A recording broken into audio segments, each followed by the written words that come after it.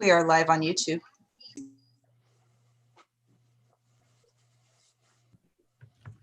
Perfect. Thank you. We'll wait till it's straight up 5 o'clock. And then since we have all of our committee here, we'll go ahead and start.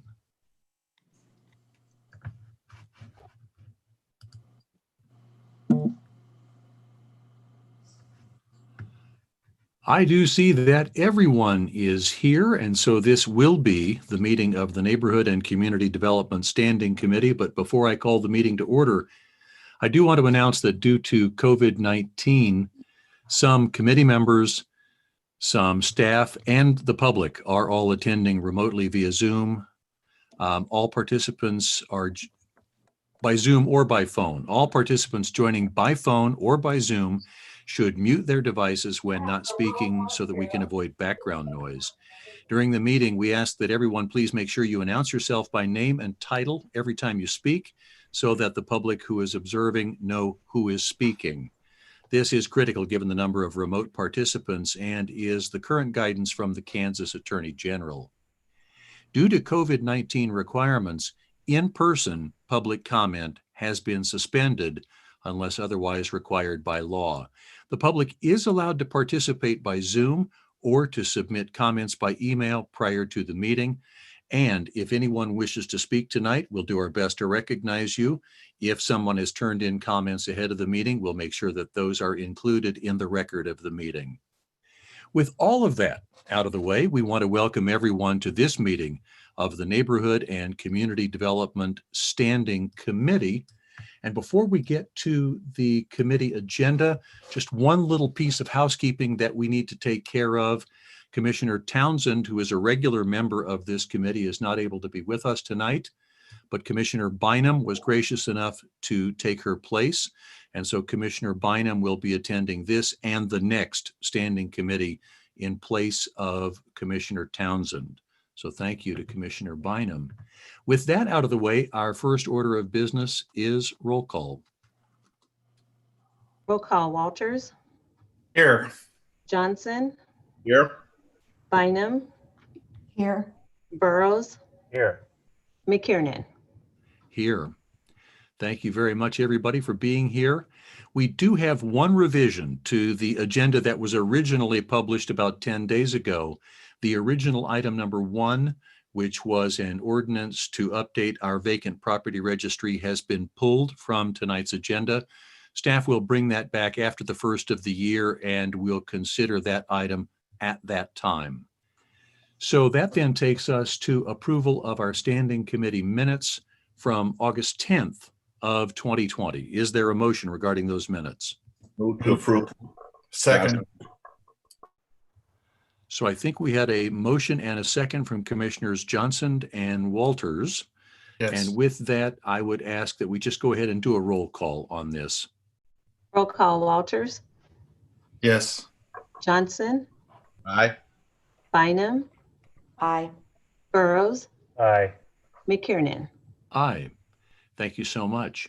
With item number 1 off the table, that brings us to item numbers 2 and 3.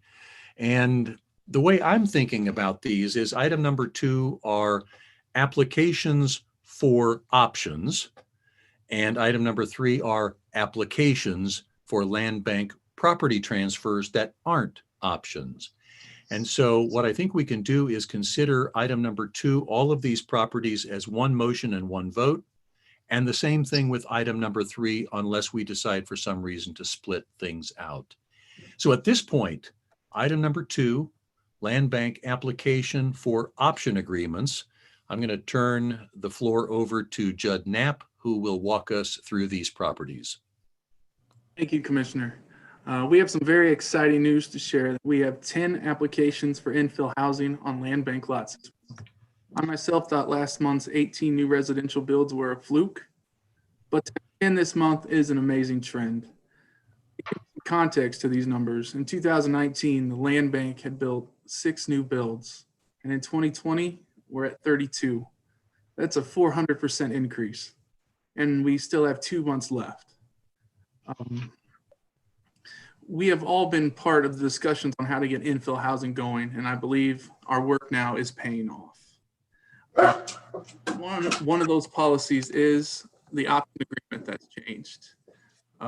This month, for the first time during my time being here, we conducted virtual meetings. This was to get everyone on the same page on the option agreement. We first met with the staff group, and it turned into more of what is needed to get this project built. And then we met with the advisory committee, and the discussion was more centered on policy and communication. We did share our land bank policy to answer their concerns. There was only one application the group did not agree with. It was because it did not meet the area master plan. I contacted the applicant, and he decided to remove his application, but we did find him a new property within the land bank, and you should be seeing that application next month. And at the bottom left corner of the PowerPoint, you will see check boxes for recommendations. The staff advisory group and the advisory committee said yes to everything that's shown tonight. They just have some comments with them. So I will share my screen. Share. All right. All right. So we have 10 single-family homes and 3 yard extensions tonight. The projected increase and appraised value of these projects above is 1.8 million. If you total in what we did last month, it's a total appraised value of 5.2 million.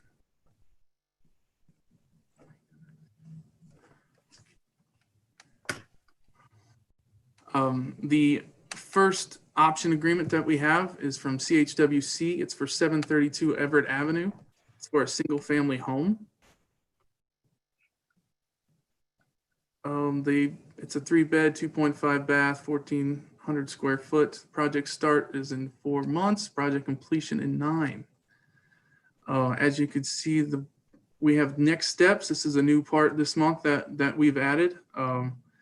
This really came out of the staff advisory committee telling us the next steps for approval. And this has building inspection approval, historical environs review, and then they need to provide us a building estimate and proof of funds to cover the building estimate. And then at the bottom, you see the recommendations from the staff advisory committee, a check, and the land bank advisory board, a check too. The next one is also a CHWC house at 62nd South 23rd Street. It's for a single family home. And I do have to mention with this, this is right near Clifton Park. And we have 3 other applications in this set in that area. I did a little research of when the last house was built in this area, and it was in 2010 on 16th Street. So that's pretty exciting news that they're all clustered together like that. The project starts 4 months, project completion 9 months. The recommendations, the staff and the land bank advisory board approve this. The next one is a Habitat Humanity. It's 81st South 24th Street. It's a single family home. As you can see, it's just behind the other house that's going to be built on the previous slide. It's going to be a 3-bed, 2-bath, 1,200 square foot house. They project to start that in April of 2021 and complete it by October of 2021. Then the staff and land bank advisory board approve. We have 2 at 74 South 13th Street and 80th South 13th Street. They're right next to each other for 2 single family homes. They said the house will look like this, but they will change up the roof lines to make them look different so they're not exactly the same. And then again, the recommendations from the staff advisory committee and the land bank advisory board approved. The next 2 are from Bright Solutions. Bright Solutions had 1 approval last round and he has 3 in this set here. I talked to him about his capacity to do work, and he said his capacity is 4 at a time, and he plans to finish these 4 and come back and get 4 additional land bank lots when he's done with these. For these houses, there are 3-bedroom, 2-bath, 1,300 square feet. This project starts in 5 months, project completion in 12 months. His construction experience, he has 16 years of experience and he's built 20 homes so far. The Staff Advisory Committee and Land Bank Advisory Board approve of these projects. Right Solution also has another project at 16 South 22nd Street. This is just north of Clifton Park. So this is our 3rd home near Clifton Park. It's a 3-bed, 2-bath, 1,800 square feet. He projects to start this in 7 months and complete it in 14 months. And the Staff Advisory Committee and Land Bank Advisory Board approve. This is Edwin Jones. He's at 6607 Wood Avenue. He's building a single-family home. He's been a lifelong career in the building trades, and this is supposed to be his retirement dream home. It's 1 bed, 1.5 baths. Plans to start in spring and complete it spring of 2022. As you notice at the bottom, there's a Staff Advisory Committee check there with some comments underneath it.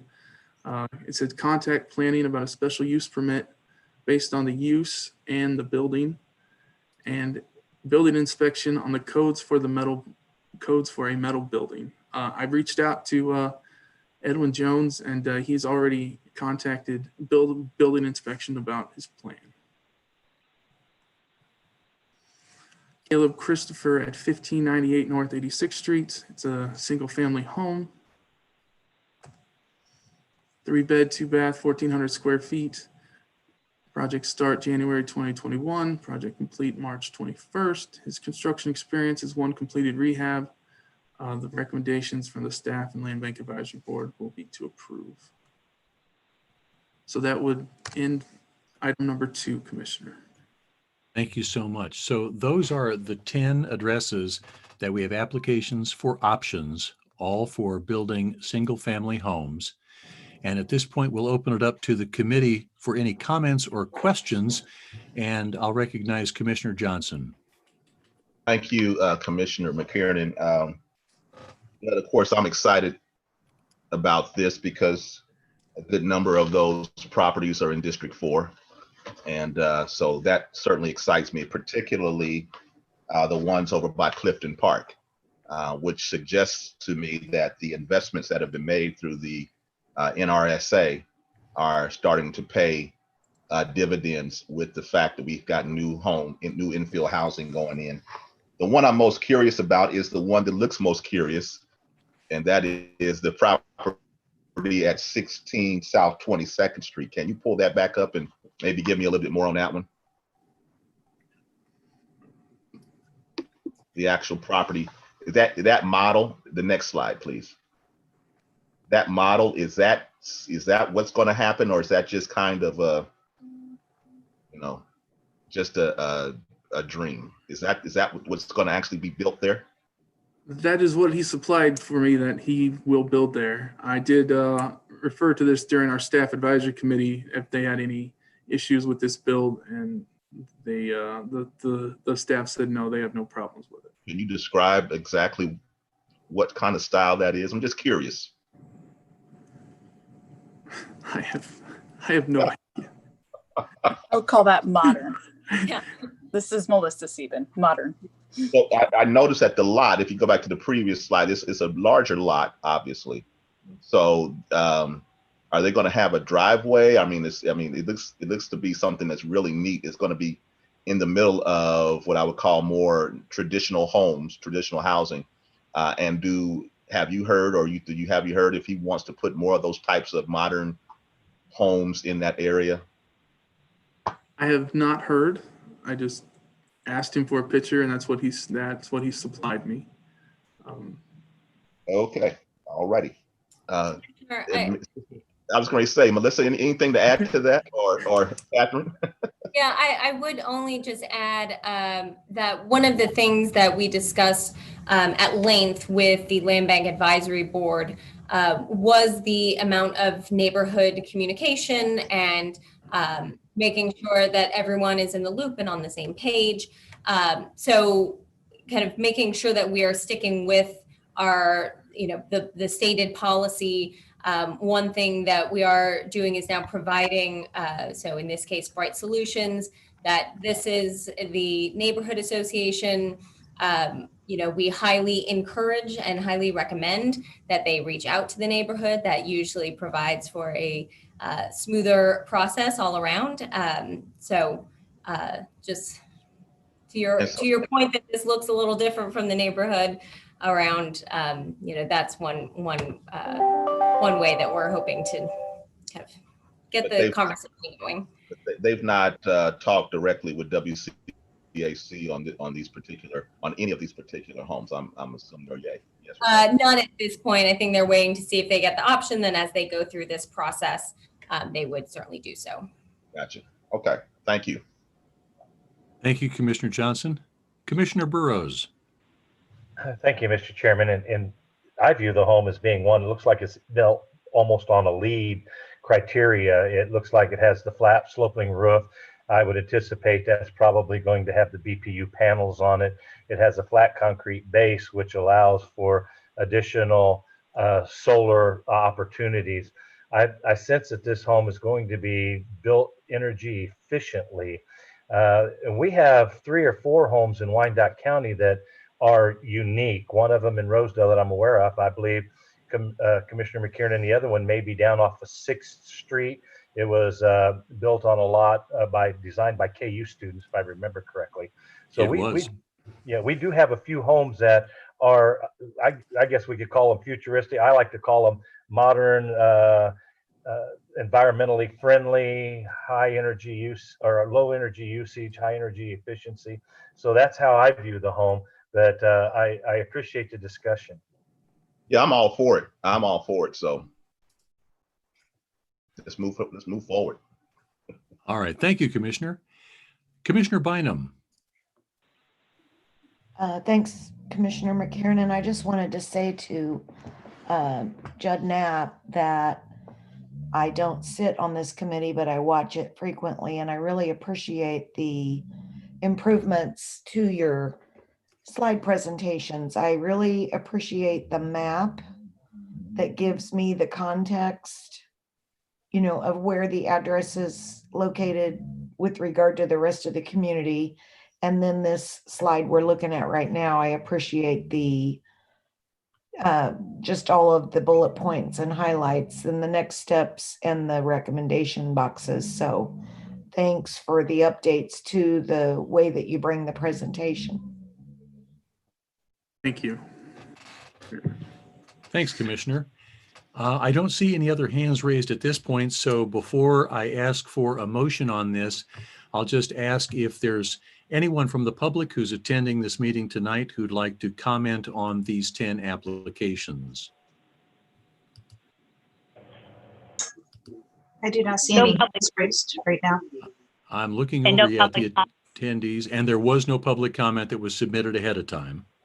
Correct. Thank you, Carol. Appreciate that. So with that, then, if there are no other questions or comments from the committee, I would entertain a motion for these 10 properties. So moved, Johnson. Second, Burrows. We've got a motion and a second to approve these 10 applications as submitted. Roll call, please. Roll call. Walters. Aye. Johnson. Aye. Bynum. Aye. Burrows. Aye. McKiernan. Aye. Thank you very much. That takes us to item number 3, the last item on tonight's agenda. These are applications for property transfers as opposed to options. And I'll turn the floor back over to Mr. Knapp. Well, this is Judd Knapp, the interim land bank manager. These land bank transfers they're like yard extensions. The first one is at 117 Kimball Avenue. This home is currently in our land bank rehab. The contractor is requesting lot 1115 Kimball for a driveway. And this lot that's behind at 1119 R Kimball Avenue, they are also requesting that.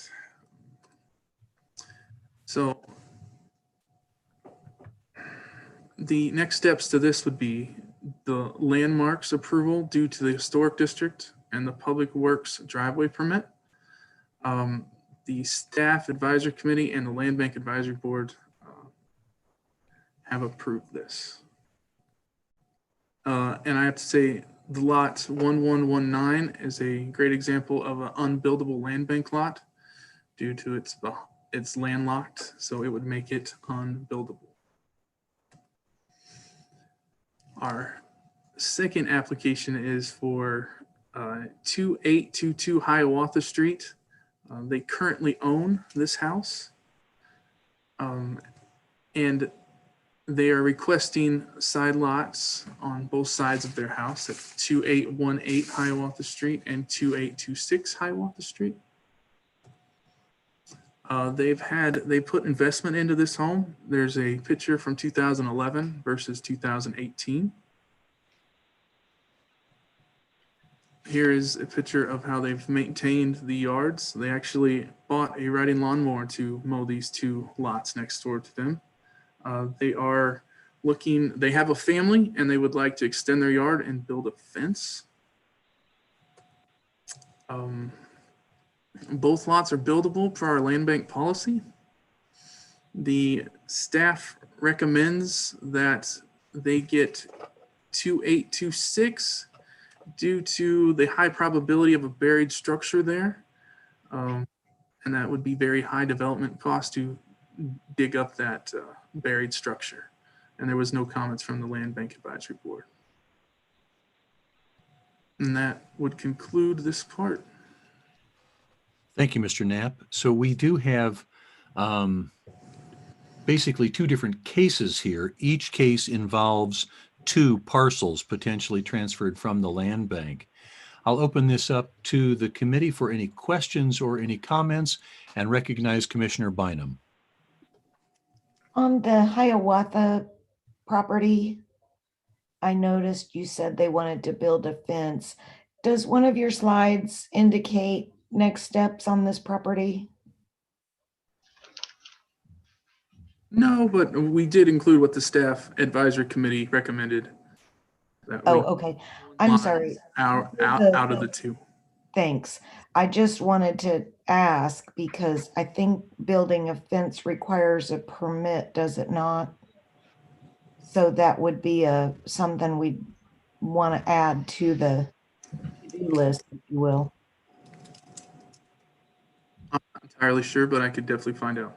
Yeah, thanks. That's all I wanted to say.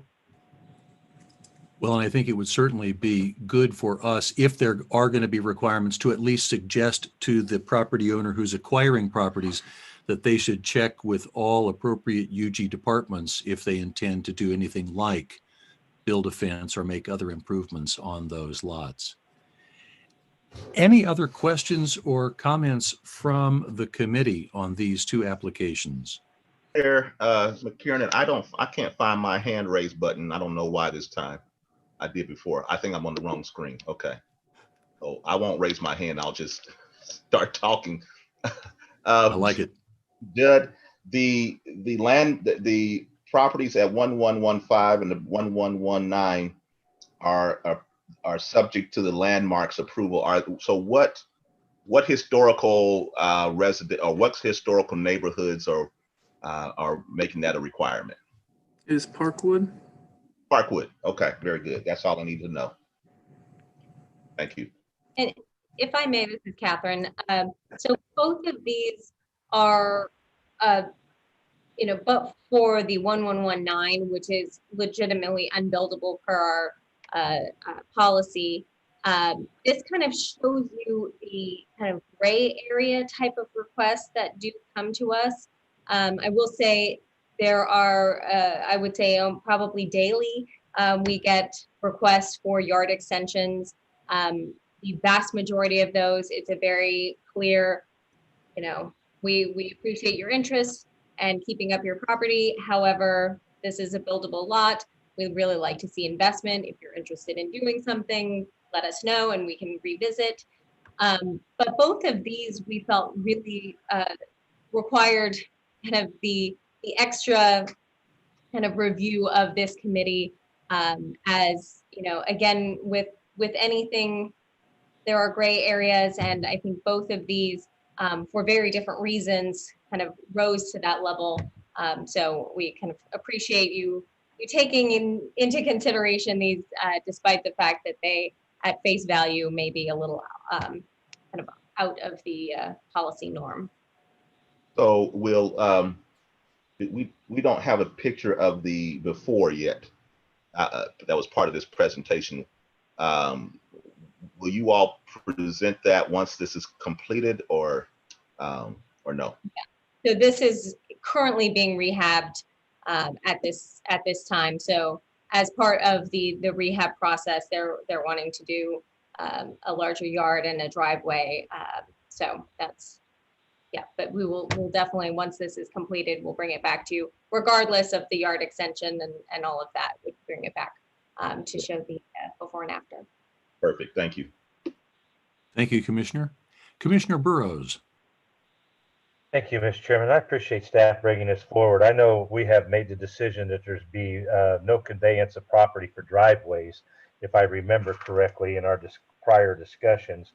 And I've got very little concern about the 1119 to make it even maybe even part of the 117. But the buildable lot for requesting a driveway, Mr. Chairman, I still struggle with that conveyance for a driveway. Even for some of the yard extensions, when we have lots that are buildable, I guess my comment would be that I just do remember us having discussions about no conveyance of property for driveways, and I understand why staff brought this forward because of the isolation of 1119. Is there just I guess for my clarification, staff, if we were to grant that driveway, would this now become two separate parcels still, or would it become one parcel aggregately? It would become a single parcel. So we look at this in a couple different ways. You know, one, this rehabber is putting a significant investment into 1117, into that rehab. So the idea, and we have, this committee has done this in the past, where, you know, a driveway and a garage in some cases, you know, to kind of augment a rehabbed project, you know, sometimes does make sense, and to kind of turn it into a larger project. So that this would be turned into a single parcel. Staff, do we know if this is going to be an improved driveway? It's not going to be a gravel driveway or a rock driveway or anything like that. It's going to be an improved paved driveway that will be utilized and not causing a runoff or anything along those lines. Correct. Yes. Okay. All right. Thank you. Thank you, Mr. Chairman. Thank you, Commissioner. I would say on Judd, if you could flip down to the next one, right there. Although you said that the Staff Advisory Committee did not recommend conveying 2818, and that's the rectangular parcel that's on the alley side. Personally, I am not opposed to that transference, and my rationale is that it's got the alley right next door to it, because this house happens to face east, as opposed to all the other houses that are up on, and remind me again what that, is that Yecker? Yecker, that's going east-west. All the houses on Yecker face either north or south, and this one house that's there faces east, and those other two parcels are also oriented with it. If that one parcel, 2818, is not conveyed, it sits by itself down on the alley. And so I would not be opposed to it, but I just wanted to put that out there. And I don't see any other hands raised from members of the committee. So I would ask if there's anyone from the public who's attending who'd like to comment on either of these applications that are before us. There were no public comments received in the clerk's office. So we have no public comments received ahead of time. I saw one hand flash up and then it went away on Zoom. Now there It is. looks like it is the applicant. Very good. So, Mr. Lozana, is it? Lozano? I do believe we have you situated so that you can go ahead and give us some comments if you'd like.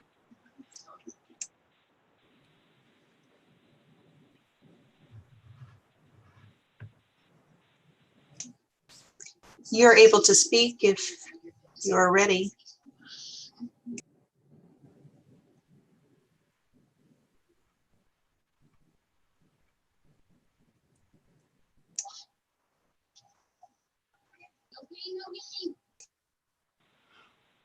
So we're unmuted, and now we're just asking either a Mr. or Mrs. Lozano if you'd like to address the committee.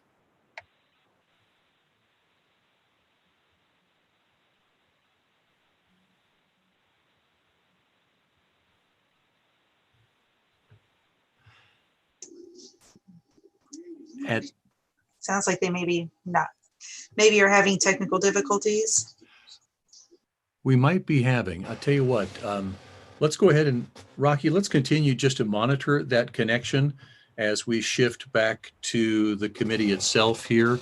And seeing no other hands raised in terms of discussion, I'd like to see if there is a motion from anyone on the committee regarding one or both of these properties. Move to approve, Johnson. And if I could just clarify, Commissioner, you move to approve as submitted by the applicants? Yes. Thank you. Second. Walters, second. And so we have a motion and a second to approve both of these applications as submitted, which means that there's two parcels in each of these two applications. Any further discussion by the committee? Seeing and hearing none, roll call, please. Roll call, Walters, Aye. Johnson, Aye. All right, thank you. Debbie. Bynum, Aye. Burrows, Aye. McKiernan. Aye. Thank you so much, committee. That is the last item on our committee agenda. This meeting of the Neighborhood and Community Development Standing Committee is adjourned, and I'll turn the floor over. I'm sorry? We have a yard extension, or did we cover that? At 2822 Hiawatha? Actually, that was the second of the two items that we considered, both the side lot yard extension and the second yard extension. We considered all of them together as item number 3. Okay, And my Judd, apologies. correct me if I'm wrong on that, because sometimes it goes right over my head. That is correct. Okay. All right. So yes, all the remaining agenda items were covered under item number 3. That was the end of our agenda. We are adjourned. I'll turn the floor over to Commissioner Burrows for Economic Development and Finance. Well, thank you, Commissioner McKiernan. Give it just a minute for staff to get prepared for the next part of our evening. And I do believe I've seen Mr. Bryant online with us also. I'm here. Yeah, thank you. Staff, whenever you're ready, just let me know and we'll get started.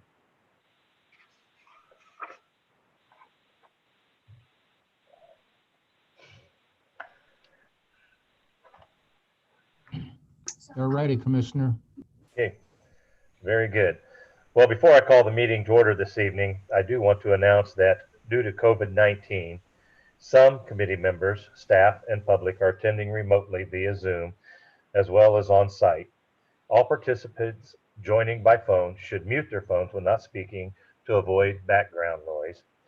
During the meeting, please make sure that you announce yourself by name and title every time you speak, so the public knows and the observing knows who is speaking.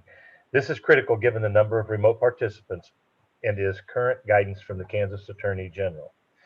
And due to COVID-19 requirements, in-person public comment has been suspended unless otherwise required by law. The public is allowed to participate by Zoom or submit comments by email prior to the meeting, and those comments will be respected and included in the record of this meeting. So I appreciate those that are joining us this evening. The first order of business is the call to order. So I will now call the meeting Economic Development Finance Standing Committee to order. And I would ask the clerk to please call roll.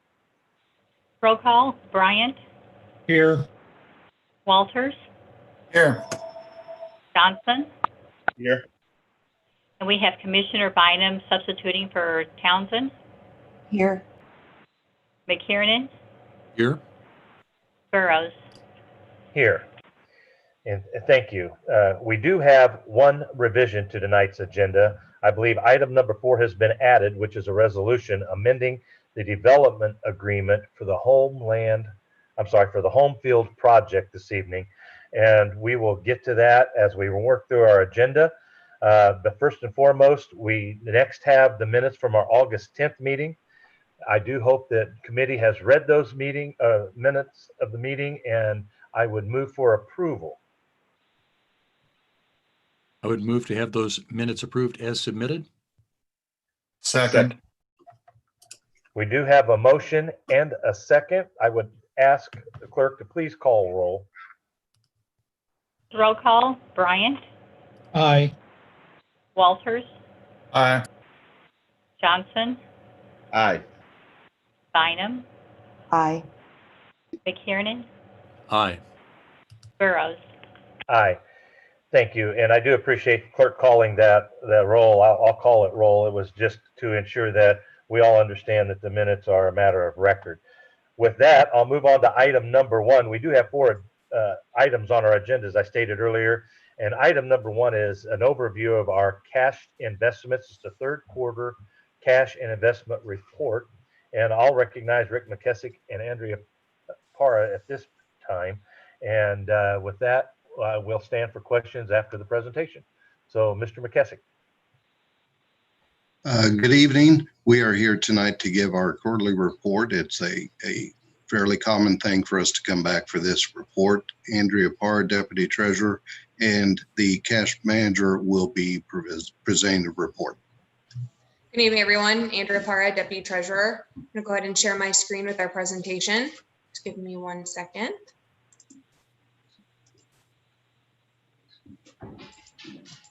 As Rick stated, we're going to be going over our third quarter 2020 quarterly investment report. It's going to be very short, sweet, to the point. Not a lot has changed. You know, with COVID, there is not much outside of small investing anywhere. We are going through period 3, quarter 3, which is July 1st through September 30th. First, to kind of point out, our average yield is 0.97, still slowly going lower, as is the days to maturity. It did lower again. As you can kind of see, our total portfolio is sitting at basically under a year, within maybe 1 to 2 years of any of the investments we still have. So that has gone down from quarter 2, which was 126 days. Quick and short, we do have cash, and then investing is 32%. The cash amount is 68%. Of that portfolio. You do see we still have a few federal agencies sitting out that we've had for a few years. One did mature, which I will point out in a slide or 2 ahead of time.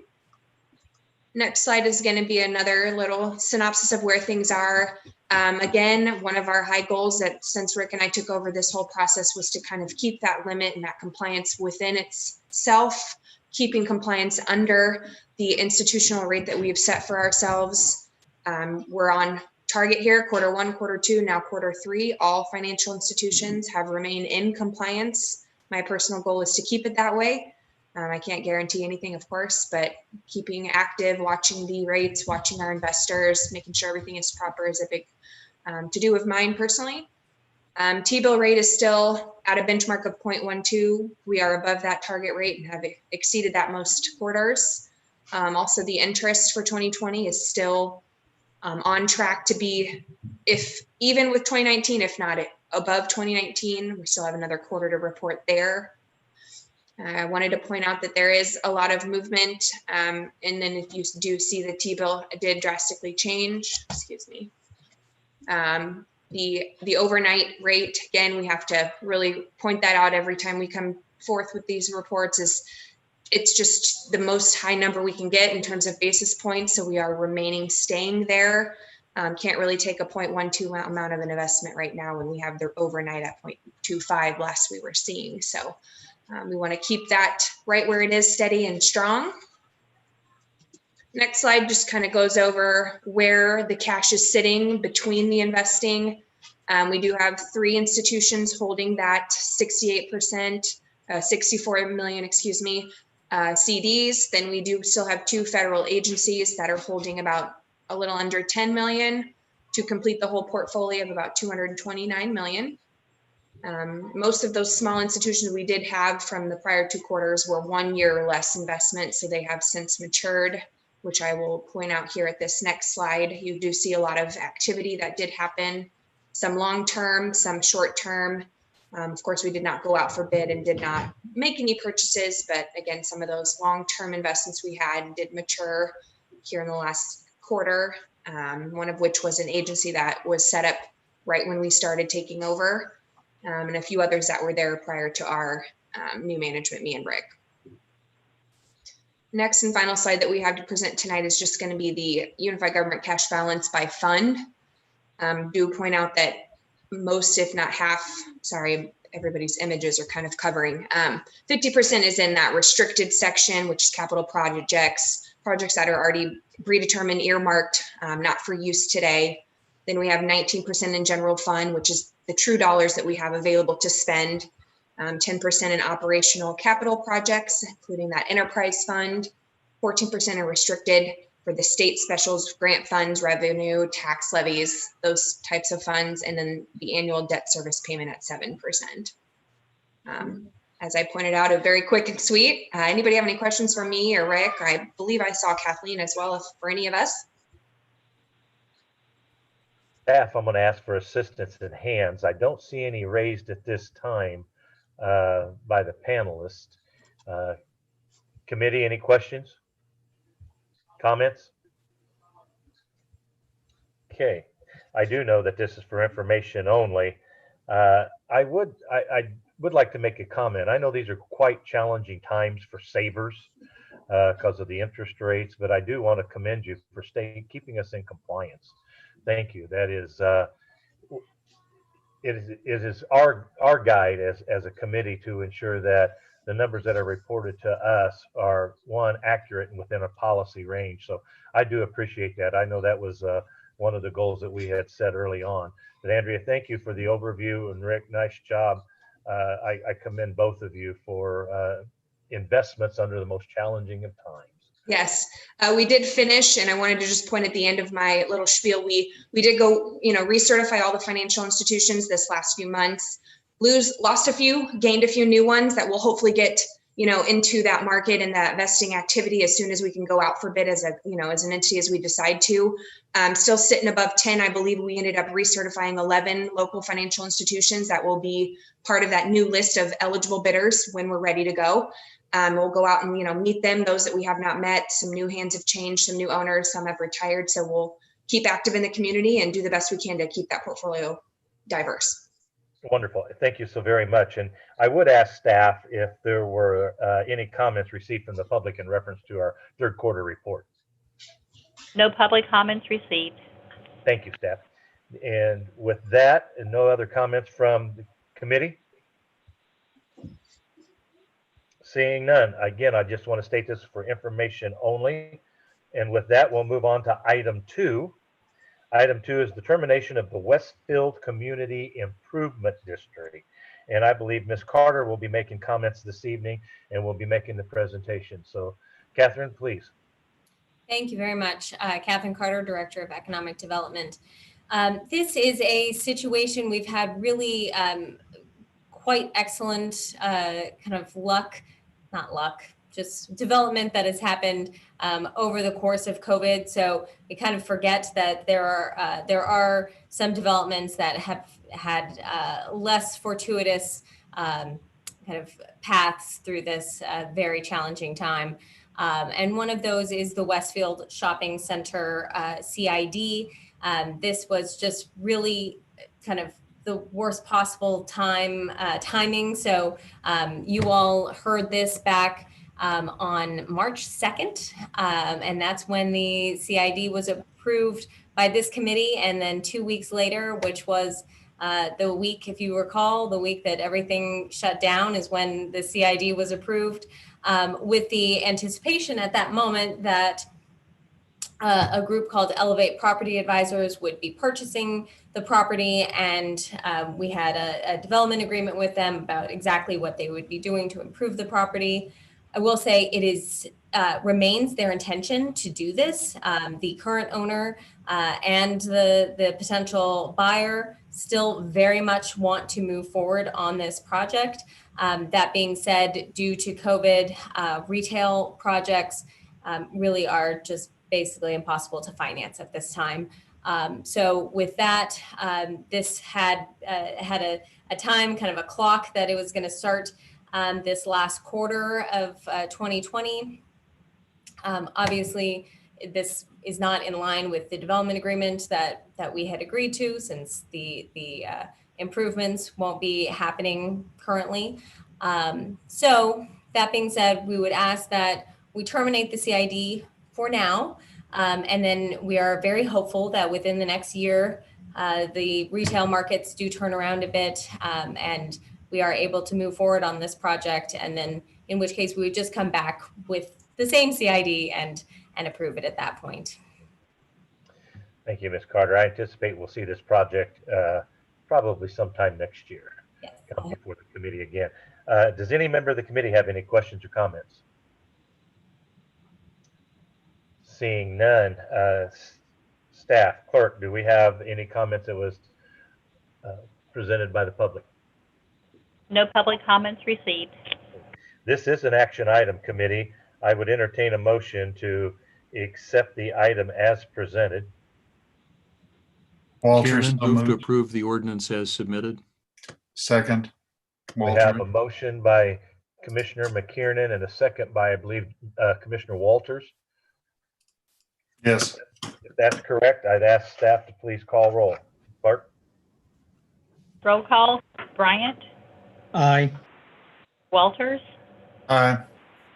Johnson, Aye. Bynum, Aye. McKiernan, Aye. Burrows. Aye. Thank you, Catherine. I do believe there were some improvements on the property. The parking lot has been paved and some paint work has been accomplished. So that some of this has moved forward in spite of COVID under the present development. So thank you for that. Item number 3 this evening, committee, is the Rock Island Bridge study. This is for information only, and I'll ask Catherine to make some opening remarks. Ms. Carter, at your convenience. Great, thank you so much. Catherine Carter, Director of Economic Development. This is a project that you all have heard on a couple of different occasions. So this is really the next step. The last time we came before you to discuss this project was about, right at the end of last year, beginning of 2020. And at that time, the direction from this committee was interesting project, but we'd like more information. So can you please go forward and get a feasibility study? So to that end, the Unified Government, we partnered with the Department of Commerce at the state, and we did an RFP and funded a feasibility study that was done by HRNA. They have completed that study and are here today to discuss their findings and recommendations. In order to kind of tee up that presentation, we thought a brief presentation from Michael Zeller, whose kind of vision this project is. So you can kind of see some updated renderings, have those in your mind when HRNA is going to go through their presentation. So with that, I will first introduce Michael Zeller with Flying Trust. Hello, Catherine. Michael Zeller, founder of Flying Trust, LLC, and I'm here with one of my two partners, Michael Ladden. I believe John McGurk is joining us electronically from afar. So yeah, I'll just briefly step through how we got here and also share the latest renderings from Gould Evans Architects and Thornton Tomasetti Engineering. That is, of course, the Rock Island Railroad Bridge in Armourdale. It's built in 1905, big part of the Stockyards District. John McGurk and I leased that long term several years ago with the plan of putting an event space in the center of it with narrow egresses in and out because we believe that folks want to have unique experiences and that the Kansas River is actually quite a lovely thing, as what you were seeing there on that last photo. Soon after signing that lease, we were contacted by staff from the unified government suggesting that we start talking about how we might work together and it could serve as both a destination and as a public crossing. The unified government, according to the trails coordinator, has 1/27 the linear feet of trails per person as Johnson County, and lighting up this levee top trail system is a kind of an affordable, pretty easy way to begin to address that equity. It's really quite a lovely trail. I've been riding on Wednesday nights with Kaba's been having a ride. These are photos from that all summer long. The last one was 2 weeks ago. You're up high. To convert a levee top to a trail is really pretty easy. You put crushed gravel down, or maybe you could upgrade it further. The bridges do tend to be lower on that side, which is one of the reasons that they came to us. Want to cross the bridge, still in Kansas City, Kansas, and then run north on the levee top to that main east-west trail that connects downtown Kansas City, Kansas, and Kansas City, Missouri. You can go on to the next slide. There we go. So how did that provoked a lot of thought. This project has a lot of friends, and we've been talking to a lot of people. How could a public crossing and a very unique, exciting destination over a river coexist? And it was actually one of the old bridge engineers who's a friend of the project suggested, well, make more real estate, cantilevers, which is what that's an image of there. That's a railroad bridge, and it's been inspected by a Mark grant. It's very robust. Of course, they told us we could cantilever off the sides and make more land. This is a fresh schematic by Gould Evans Architects. This is looking southeast. So Hy-Vee Arena would be just to your left, about a 1-minute walk from there. The first thing I'll draw your attention to is the clear channel public crossing and the bright golden line there. People will always be able to make their way across the bridge unimpeded. Of course, the bridge is doing double duty, though. It's also in the center.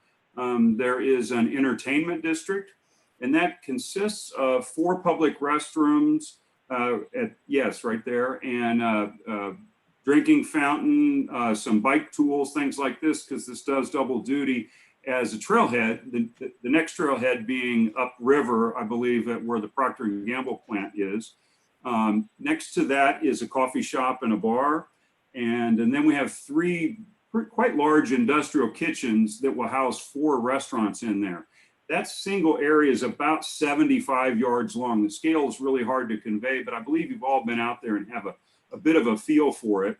Now, on top of that, what's I think is really exciting on these plans is we now have an upper deck, and that's just open public space. I kind of think of it as Union Station. Anybody can go into Union Station, hang around. If you want to get lunch, you can. If you want to book a wedding, you can, or come back for dinner, maybe see a concert there. A lot of things going on, but it's open public space. We will lock it down in the evenings at night for security reasons, but we will have somebody there opening it up to connect both sides of that river 12 months a year. Next to that entertainment district in the center is an event space. It's covered with kind of like a greenhouse. And I'm really excited to talk about on the right there, a 2-phase, excuse me, addition to the plan. We've got a lot of real estate out there, and this is a community zone. In phase 1, we're going to be able to put the wings on the side, or we plan to, and open it up to different kinds of civic groups. The ones that are interested in that so far are CABA's Free Wheels for Kids. You know, they repair old bicycles and make them available to kids who can't afford bikes, and they organize bike rides. Another group of Fish Like a Local wants to teach people how to fish And also the Friends of the River nonprofit group has 70 kayaks and canoes, and they would like a presence there to rent to the general public. The call, of course, is a lot more kayak and canoe friendly than the Missouri River is, which moves at about twice the speed. Go ahead to the next one. That's about 30% of the bridge we're using there. Of course, there's other sections on the bridge, plus we can go up in later phases. This is really the first example of a enterprise or a destination bridge that any of us have been able to find anywhere. So there's no template. And this is pretty ambitious what we're starting with, but we know that there will be later phases as well. This is what Bridget Job, the Director of Tourism for the state of Kansas, refers to as the front door. She says that she's long thought that both Wyandotte County and the state could use a front door. This is about 50 feet inside of Kansas, right there next to Hy-Vee Arena. Next slide. That's looking southwest, again, at the entertainment district. It's a park, meets the Highline Trail in New York, meets a venue. Just a lot of open public space, place to take a book or your laptop in the daytime, take your family out there for dinner in the evening. Next slide, please. That's looking back toward the east, Hy-Vee Arena in the background there. You can see how adding that second layer really, well, literally gave it another dimension to the project. And that's actually pretty inexpensive real estate to produce. It's like a deck. That's a ping pong table in the middle the designer included for scale, just to give you a sense of what's going on. Next slide. That's on the south side. That's the public trail side. Because of the use, the large number of people and children, we are asking that this be a dismount zone. So while it is a public crossing, I'd ask you not to think of it as like a super highway. People can make their way across here unimpeded. Maybe it's analogous to working your way through a square or a piazza in Italy, that kind of place with a lot going on, a lot of people. And that's the north deck there. You see there's more seating. That's a coffee shop in the back. We want to do a lot of plantings. That's the covered space. And this is the last slide. This is on the west end looking east at that community district there. Those are shipping containers with big doors and windows in them. Cabo really wants to put a workshop in there and be like work fixing bicycles. And we like it because anything that activates the levee top, the bridge, the river, makes it all stronger, makes everything better. So there's a lot of reasons to do this project. In addition to delivering a fair return to the founders and our investors, we're also converting a pretty visible piece of blight into something positive. So we're taking a negative and going to a positive and putting this bridge on a sound footing for the next 100 years. We're going to obviously connect those trails up to the metro system. Phase one creates about 65 jobs with the 4 restaurants, the coffee shop, the bar, the 2 event spaces. That's not including the not-for-profit zones. It's also a bit of a catalyst. You know, energy follows attention. I think of this bridge as being kind of a first Fridays, if you will, for the Kansas River. Bridget Job estimates there's going to be about 360,000 people a year, year one, down there above the river, looking at the river, thinking about it, maybe engaging with it more. And by year 4, 5, 6, we'll start to pay a lot of taxes to the UG as well. There's a bit of a kind of a caw awakening, if you will. The river is one of these things that's just kind of been there for a long time, but we've been a little bit blind to, I think, as a community, both the Kansas and the Missouri River. We partnered with about 7 or 8 groups a few weeks ago. Several of you I know were there, worked with CABA and Armourdale Renewal, Levee Trails, to have a kind of an open house for the river and help people see the river, what it might, you know, become over the next 5, 10, 20 years, a place for nature, for recreation, for economic development. And that bridge will be it'd be a bully pulpit for a lot of that stuff. Get people up above it. You could have your meetings up there, for example, on Monday nights. Next slide. And this is the first phase. There's a lot of potential. We're no shortage of ideas here. We can enclose those top decks. This is Steve Fouch standing on top of what was Kemper Arena. His next step is to put a ropes course up there, and we're seriously talking with Go Ape and a couple other national firms about doing a zip line across to the far end there. Of course, kayak and canoe rental, I mentioned that. Steakhouse on top of one of those heavy lift gates. And just more community space, more like the High Line as we develop those revenues, more gardens, art. We're hiring a director of programming. So there's going to be a lot of activity out there. The bridge and the river are the real show, but we can have a lot of other fun on that bridge. And I'll just leave you with, I collected up quotes over the months and years.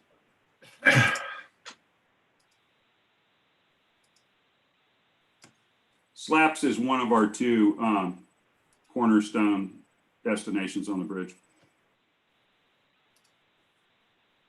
Oh, and the bridge is a lot of fun and the tours were good at the Cost Social, but I got to say the riverboat rides usually steal the show. This is Monica Perez's son. He had a blast. They all come off of those riverboats with a smile. It's really kind of fun to see your city from the river.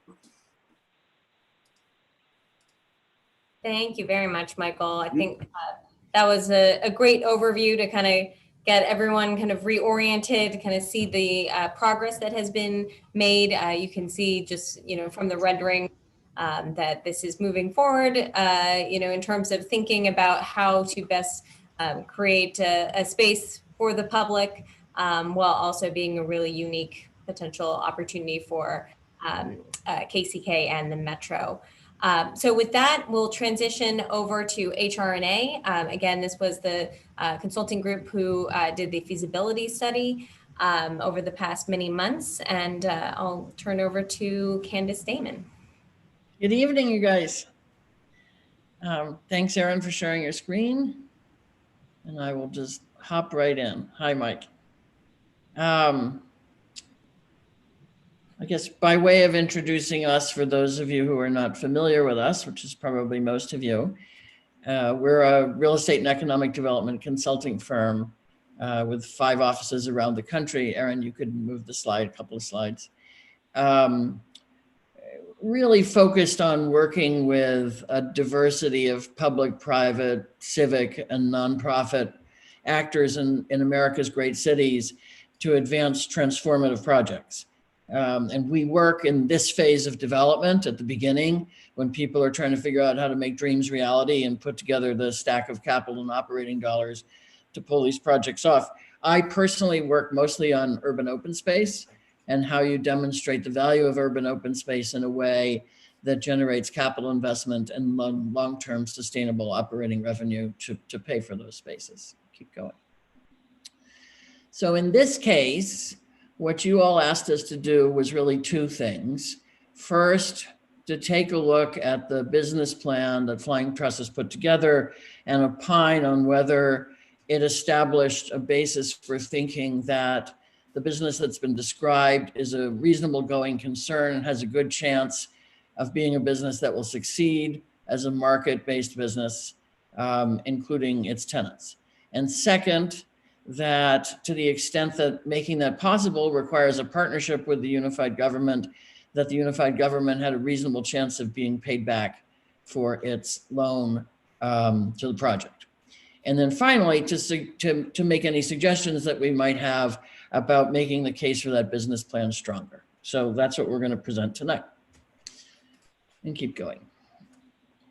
First, I would suggest this project really does have the potential to be something very special, the kind of place that your children and grandchildren will talk about. Many of us have traveled enough to know that there are particular places that you go to when you visit other places that become identified with the city where you've been. Many of them, in fact, great pieces of infrastructure, bridges and the like. And I think this has a real shot at being that kind of place for KCK. I think its chances for success are fundamentally grounded in 3 facts. First, the Flying Trust team has assembled an excellent team, including the firms that are listed at the top of the slide who've been helping think through the capital investment program, but also a host of other firms that are working with Mike and his partners on what does the operating model look like. And they are some of the best firms in the region and in the country, and they've been doing, I think, very good thinking about how this project might play out. Second, the program that's been proposed is diverse and it's flexible. So to the extent in a world in which Catherine was just telling you guys about a different project a few moments ago, retail is changing rapidly, and the whole way we think about retail has to be reinvented virtually every 5 years. This is a design and a way of thinking about a program that permits flexibility over time. So to the extent the Flying Trust team doesn't have it quite right, which is likely, the design accommodates and the quality of the team will accommodate flexibility over time to get it right and to think it through. And third, its location is all sorts of advantages. Aaron, you could move to the next slide. This is a place where multiple actors, principally public actors, have decided that local investment goes. And the consequence of that is that if you're in this area, and we've seen this in cities around the country, that when the public and the private sector bet on a transitional area, each of those bets makes all the other bets that much more plausible. And certainly here, notably with the completion of the Army Corps of Engineering investments, you have a good shot at this being successful. Keep going. So on paper, based on the numbers that we've reviewed and the conversations that we've had, we think this project has a very solid chance of generating a healthy private return, of creating a really exciting destination and paying back its public debt. In addition, we think it has a very solid chance of generating a variety of other returns that you haven't asked us about. Additional taxes above and beyond those required to repay the debt, significant enhancement of the regional recreational network with public health benefits, and increased real estate value in the immediately adjacent neighborhood, and perhaps most significantly, a real chance to enhance the brand and the attractiveness of Kansas City, Kansas. It remains, though, a high-risk public-private investment. Public-private investments are virtually by definition high-risk projects, and we think there are three actions that, as you guys advance this partnership, ought to be taken in order to make it more plausible that it will succeed. First, and I have to say that Flying Trust, we've shared these recommendations with Flying Trust, and they have agreed with all of them and begun to advance all of them, I think, and we'll talk more about that as we move through the slides. First, the first set of design drawings that we reviewed suggested that meeting the public sector goal of ensuring a permanent, free, accessible public right-of-way was going to be difficult to achieve absent complicated to advanced management regimes. And we suggested that a design solution made more sense and that there should be a permanent public right-of-way created. Mike showed you that. We think it's very attractive and it ensures that the principal public objective that's been established for this project will in fact be met. Second, this is going to be a meaningful partnership of the public and private sector, one that it is our understanding is relatively unique in the KCK area, and partnerships require a transparent sharing of data.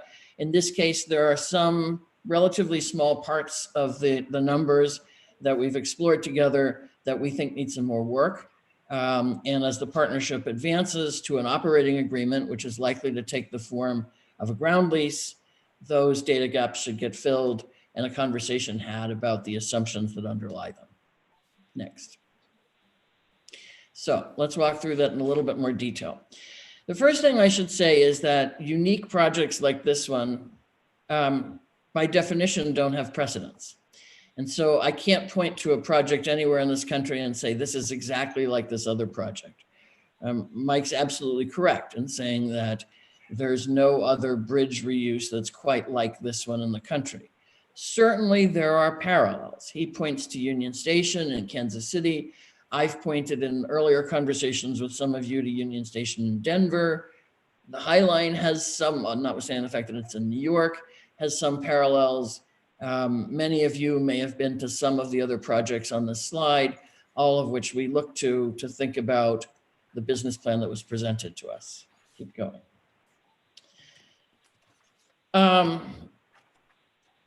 You can go right past this slide. I don't think this is useful, Aaron. So we begin, you can move to the next slide, Aaron, by agreeing with the Flying Trust folks that because this is being conceived of as a destination, a place where principally families in Kansas City, Kansas, but over time, national and maybe international visitors will find and will make part of the Kansas City, Kansas visitation experience, that the way to think about demand for the product on this bridge is in terms of a capture shed, a population that's likely to use it, and then thinking through how many of them will actually come. And so therefore, the first order of business is saying, what's the market that we should be looking at to figure out how many people will come from that market? And we agree with Flying Trust that the appropriate conservative thing to do in the first instance is to look at a local market. Over time, I think the project, if it is realized anything like the way it's been depicted to you tonight, it will attract a broader audience. But in the first instance, we think we're looking at a local audience. So then the question is, how many of that local audience will come, how often, and spend how much money? And that is in fact the methodology that the Flying Trust folks used, is to assume a capture rate, and a capture rate that was developed in consultation with a very fine consultant they used, and a per person spend.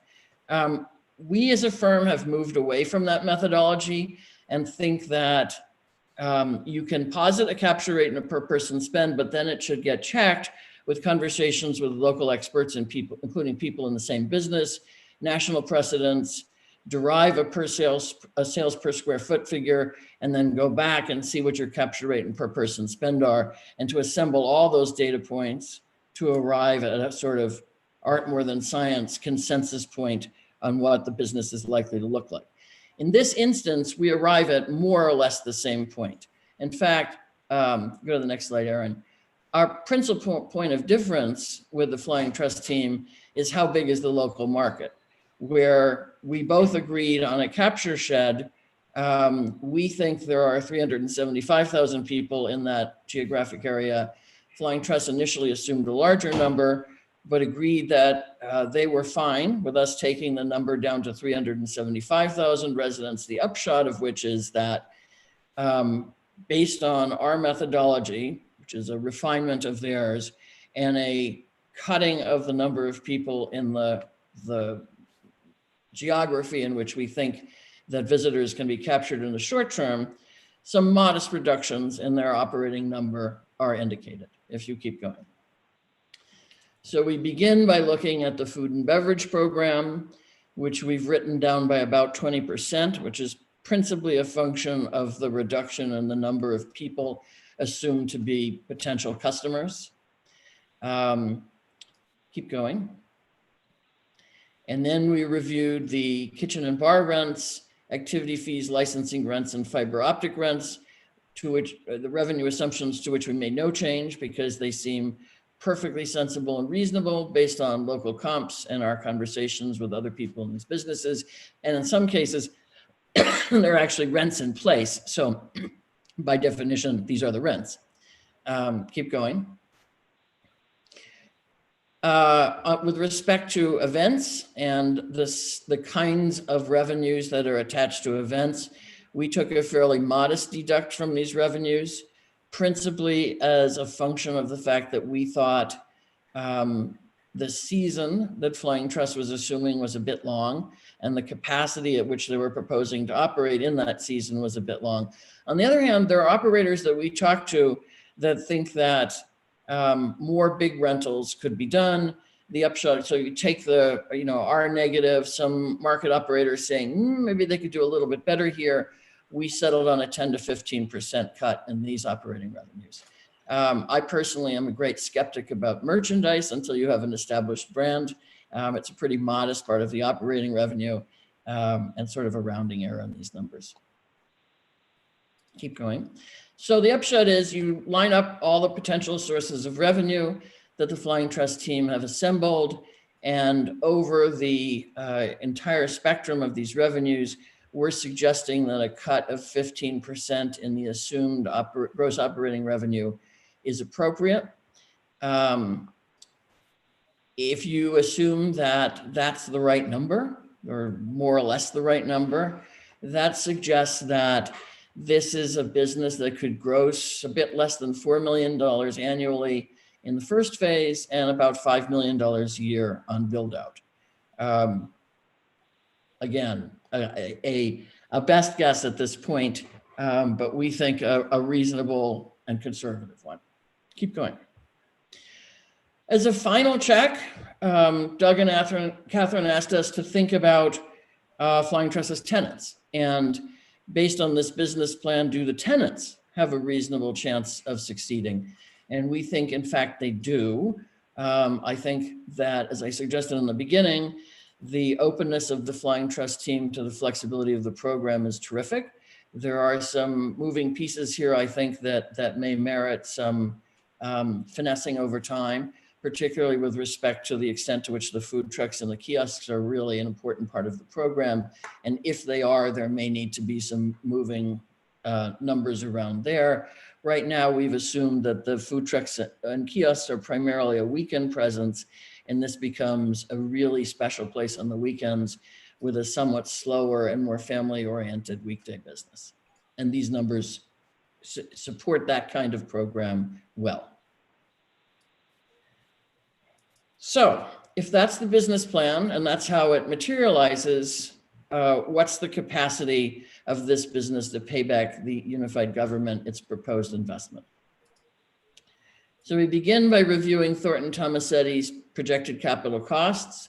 They suggest this is about a $4.5 million construction project plus some additional startup costs, which Flying Trust is raising. The depictions of this capital cost, I think this is one of the things that I'll suggest is something that, as the partnership advances, needs to get a little bit more transparent about what these numbers are being used for, because you will want to start to associate sources and uses of funds, particularly as you talk to the public about this investment. Keep going. The proposal is that the unified government invest $2 million in that almost $5 million project. And that be treated as debt, which will be repaid with CID and TIF revenue. We believe that sales tax revenues attributable to the program with the business plan that we've described to you will repay a $2 million unified government investment within 10 to 15 years. That assumes that's a present value of a stream of cash flow at a 3% discount rate. It does not include bonding costs, but bonding costs should nonetheless put you within that range. Keep going. Flying Trust has stated that it will pick up all additional improvement costs. So it intends to conduct an equity raise, which will raise the additional $2.8 million. And it has said it will assume all risk associated with covering capital costs, including construction costs exceeding the estimates, or NCID and TIF revenues that are insufficient to meet the payments. Keep going. In turn, Flying Trust is expecting to generate a return on investment for its investors. That return on investment will come from revenue from the event space and percentage rent from the kitchens and bars. And it has laid out a set of percentage rents and a program for renting out the event space, which local operators of these kinds of businesses agree is perfectly sensible and very much in line with what the rest of the market is used to. And there's some marginal additional income which comes from other kinds of activities. I apologize for the noise in the background. That is a program that I'm going to mute for 1 second.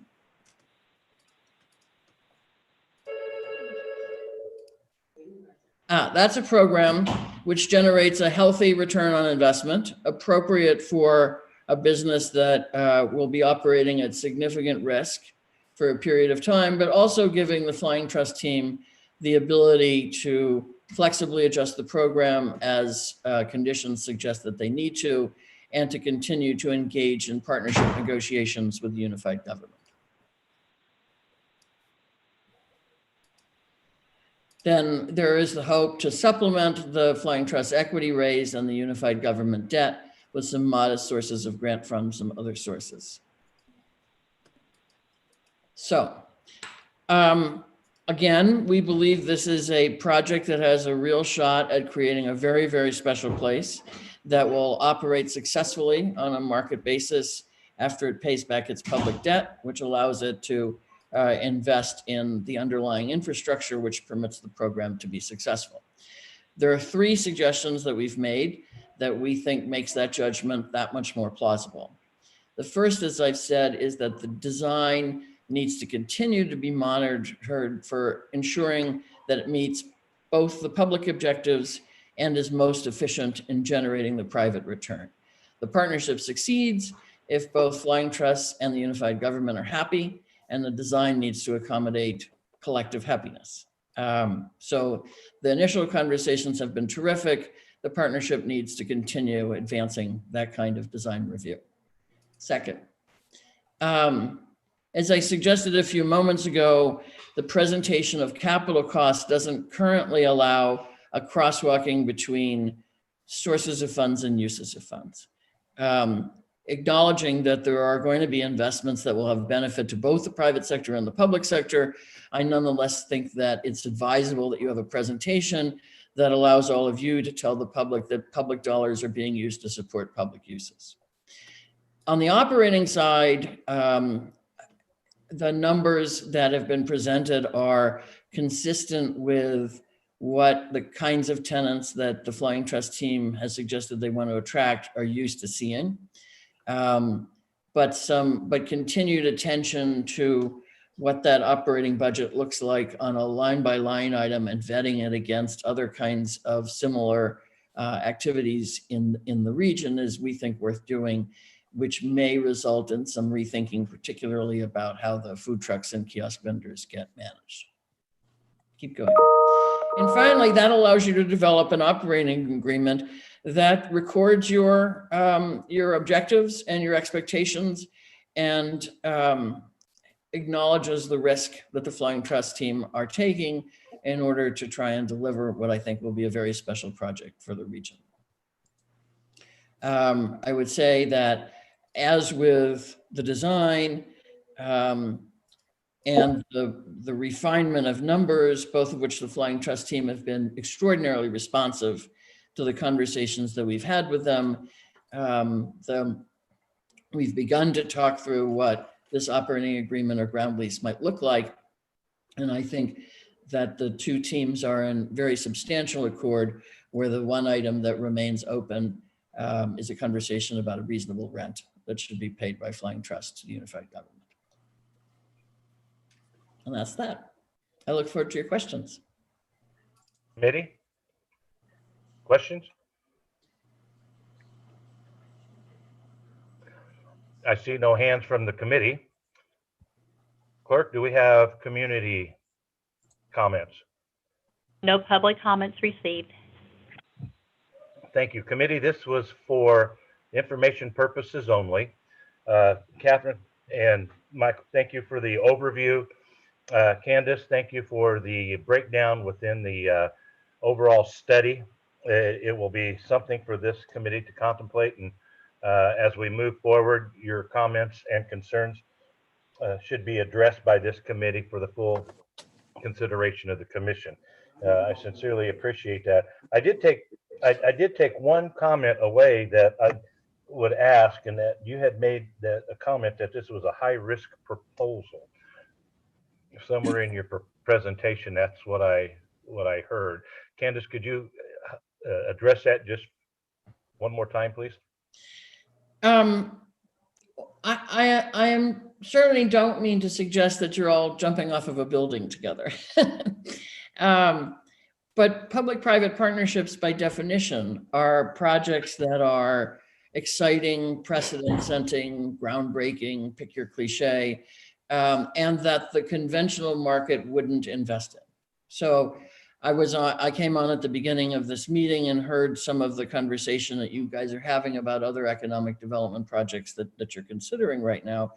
And the presentation Catherine was making about another investment you're making in another part of Kansas City where the private market won't finance retail post-COVID and probably won't for some considerable period of time. The High Line was high risk. Brooklyn Bridge Park was high risk. Central Park was high risk. You wouldn't need the partnership if banks wanted to finance this kind of activity.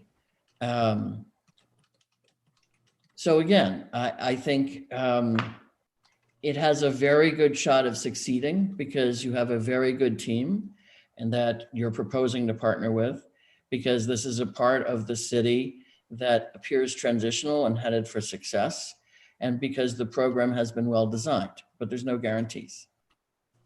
And Candace, thank you for that. And I do know that there's a lot of passion and commitment within this project. Mr. Zeller has expressed a tremendous amount of passion in meeting some of the community's objectives and has been really receptive to some of the proposals that have come forward from commissioners as well as others in reference to the bridge and the bridge design.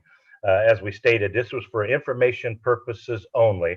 I would encourage my colleagues possibly to look at the riverfront development that happened in Wichita, Kansas. It's in our local region.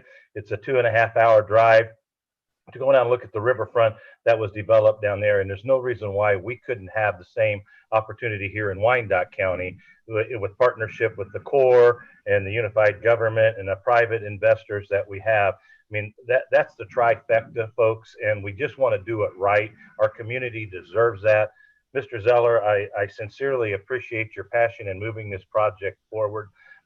We just want to see a successful project, and I know you do too. And whatever we can do as this project moves forward to provide information and/or support, please keep us advised as we move forward. Tonight was a great opportunity for the public to hear your design and to hear from the firm that looked at the feasibility study to give us some guidance moving forward. Commissioner Burrows, Commissioner Johnson has his hand up. Oh, thank you. Thank you, Rocky. Commissioner, please. Thank you, Chair. Yes, thank you, Chair. One of the risks that I suppose that we could look at is the ability to raise the $2.8 million in this type of environment. And I don't know over what period of time that is being proposed to being raised, but relative to the economy and all the things that we're dealing with in our world today in our nation, the ability, 2.8 million is not a lot of money, but for the volatility that I think that we have somewhat in our economy and also in the stock market in general. And I'll propose this to Mr. Zeller and also to Candace, your perceptions of the ability to raise the 2.8 million in this environment. We're very confident that with a solid partnership with the unified government and the blessing of independent evaluators with HRNA, that we can sell equity to raise those funds needed. This is a project that a lot of folks know about.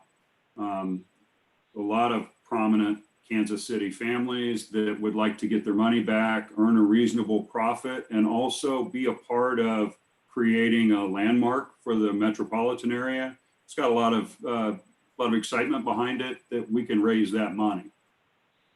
But very confident. I completely agree. I don't think $2.8 million is a lot of money. I think there's a lot of capital sitting around looking for projects all over the country.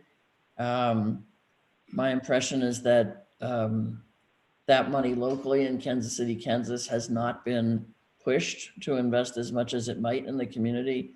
And this is a great opportunity. Now, from a public-private partnership perspective, I would suggest that the operating agreement that you enter into certainly has to tie your commitment of the $2 million to their commitment of the 2.8 plus the risk. And as we move forward with talking about agreements, guarantees are always a tricky part of negotiating these agreements.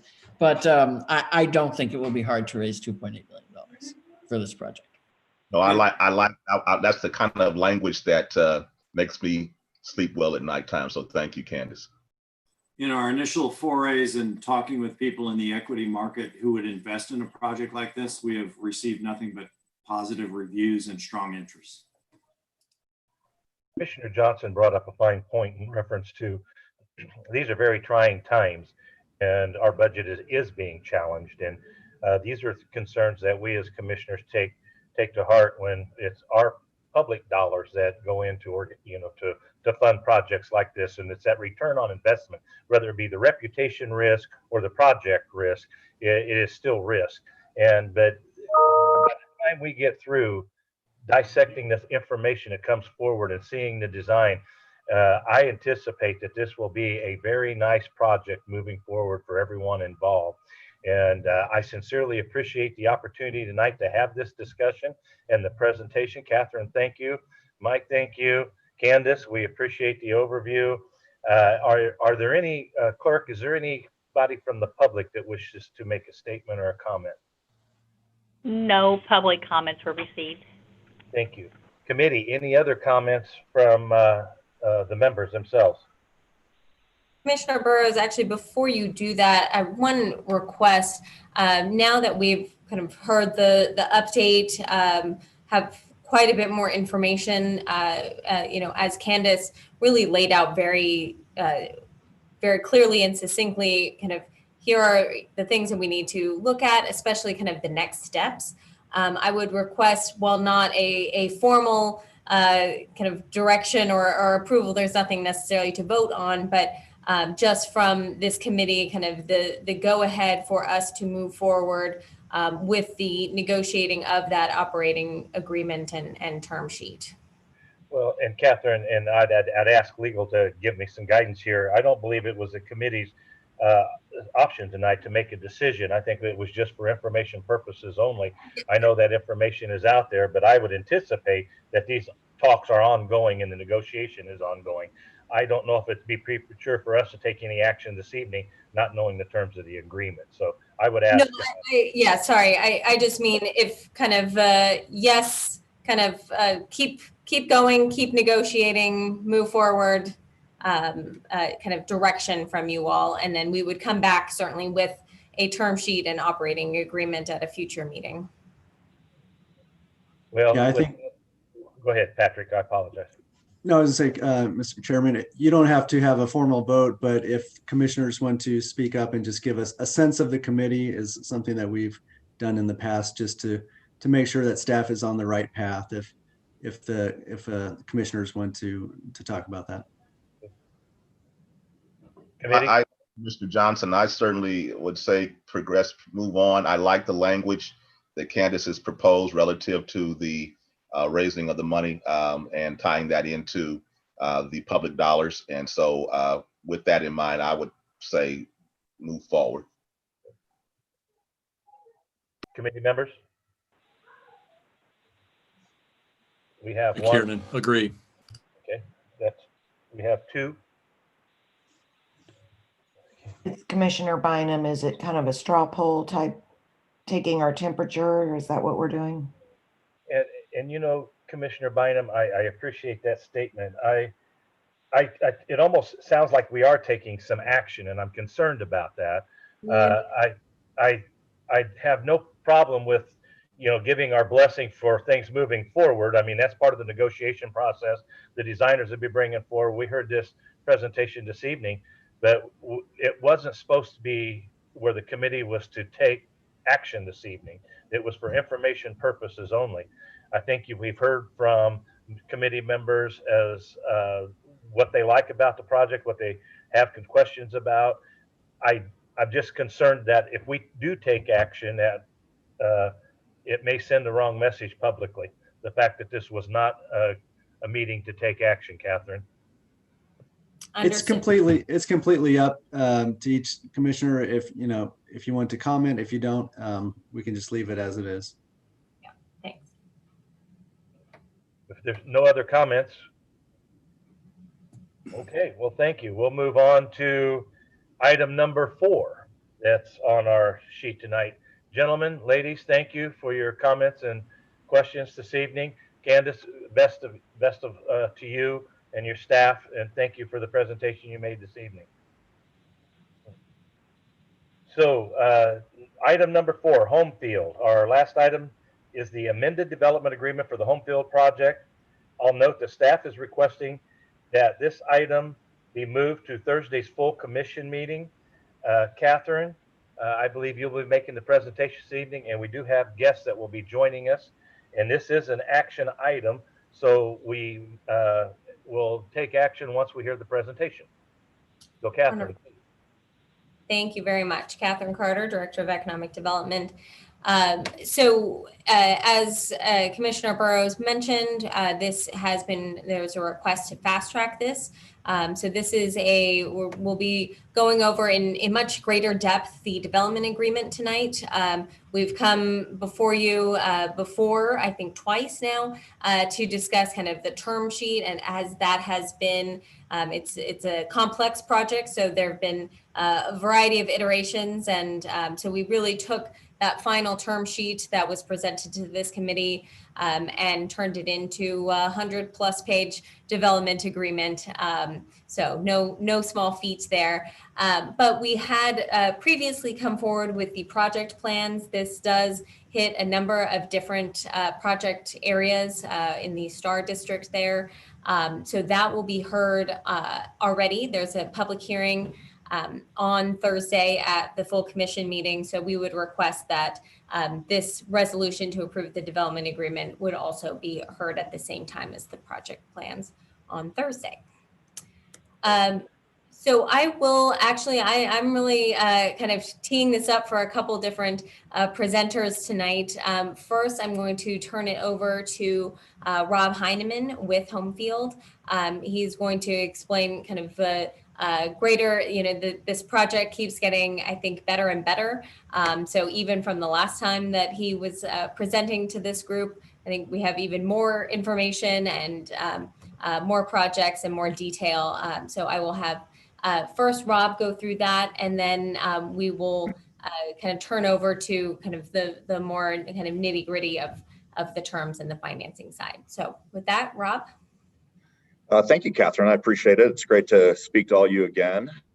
Yeah, as Catherine said, we're very excited about this project. And I think I'd like to just preface this by saying, that this is the third time that I've done a STAR bond project in Wyandotte County. And I think the thoroughness with which kind of staff, Catherine and Doug and staff have gone through this has been great. They've been fantastic to work with. We've been heavily involved with, obviously, Mr. LaSala and the state. And so I think we've been really pleased with how the project's gone and the progress that we've made, even in the midst of COVID. And so thank you, just to start out saying that. We're excited about this project. So obviously, I think we're all aware with kind of the former Schlitterbahn and where it is and some of the past, things that have happened out there. And we're excited that we can give what we believe is a wonderful piece of ground, kind of a new face, and really give it the potential to show itself the way that we believe it can. So what we're doing here is acquiring approximately 230 acres from the Henry family, the former Schlitterbahn owner. And you can see that represented throughout this site plan with most of these kind of, colored and numbered locations. There are some sites that are up in the auto lot. There's a couple sites that are up by the Sporting Compass Minerals Center. And then obviously there's parcels that include the former Schlitterbahn and kind of the adjacencies as well. As part of this deal, we also would be acquiring land from the unified government. That's represented over to the right side in, kind of 10 and 3. It's what we refer to as kind of the former Spear property. And so, our intention here would be to develop this entire property over the course of time.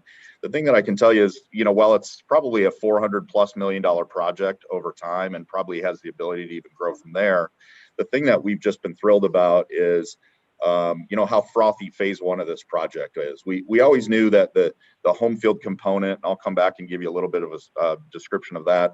We always knew that would be a good catalyst, but the momentum that we've gotten from retail, from hotels, from additional auto dealers, from things like luxury RV parks, grocery, has been really exciting for us. And so, I think the first phase of this project should be somewhere in the neighborhood of $150 million of development as part of phase 1.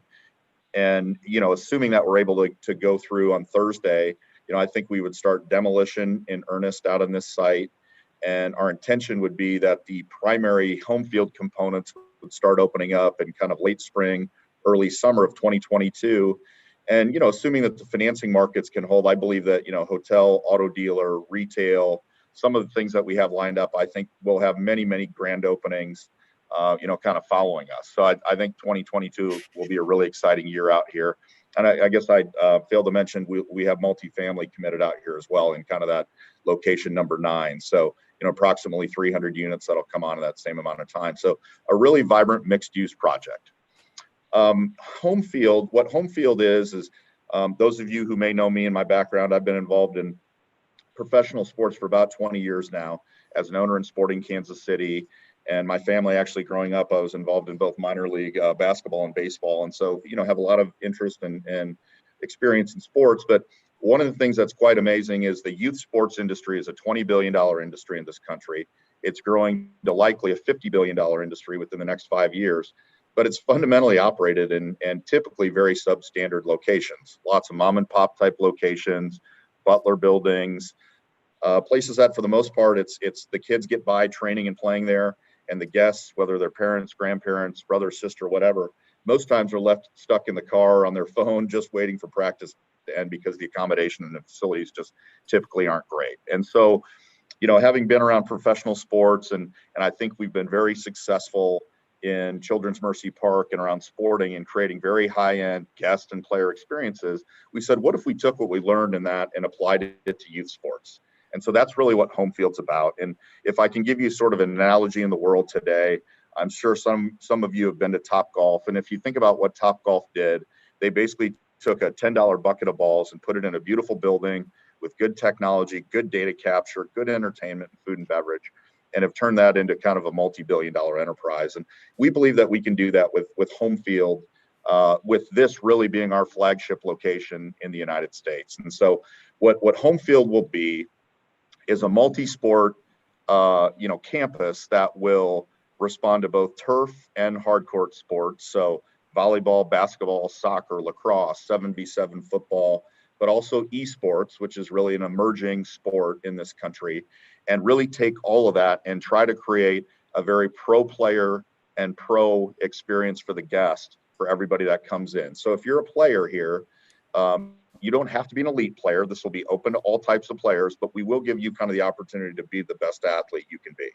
whether that is in how you play, how you develop, how you train, how your health and wellness, nutrition, recovery, physical therapy, all those sorts of aspects will be available in home field. And so you can see kind of this cut section here that we're showing. It's about a 250,000 square foot building.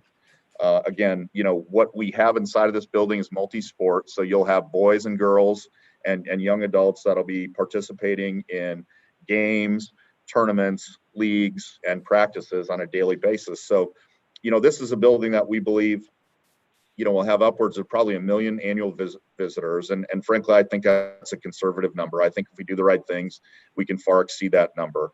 But that will really anchor the campus with this building.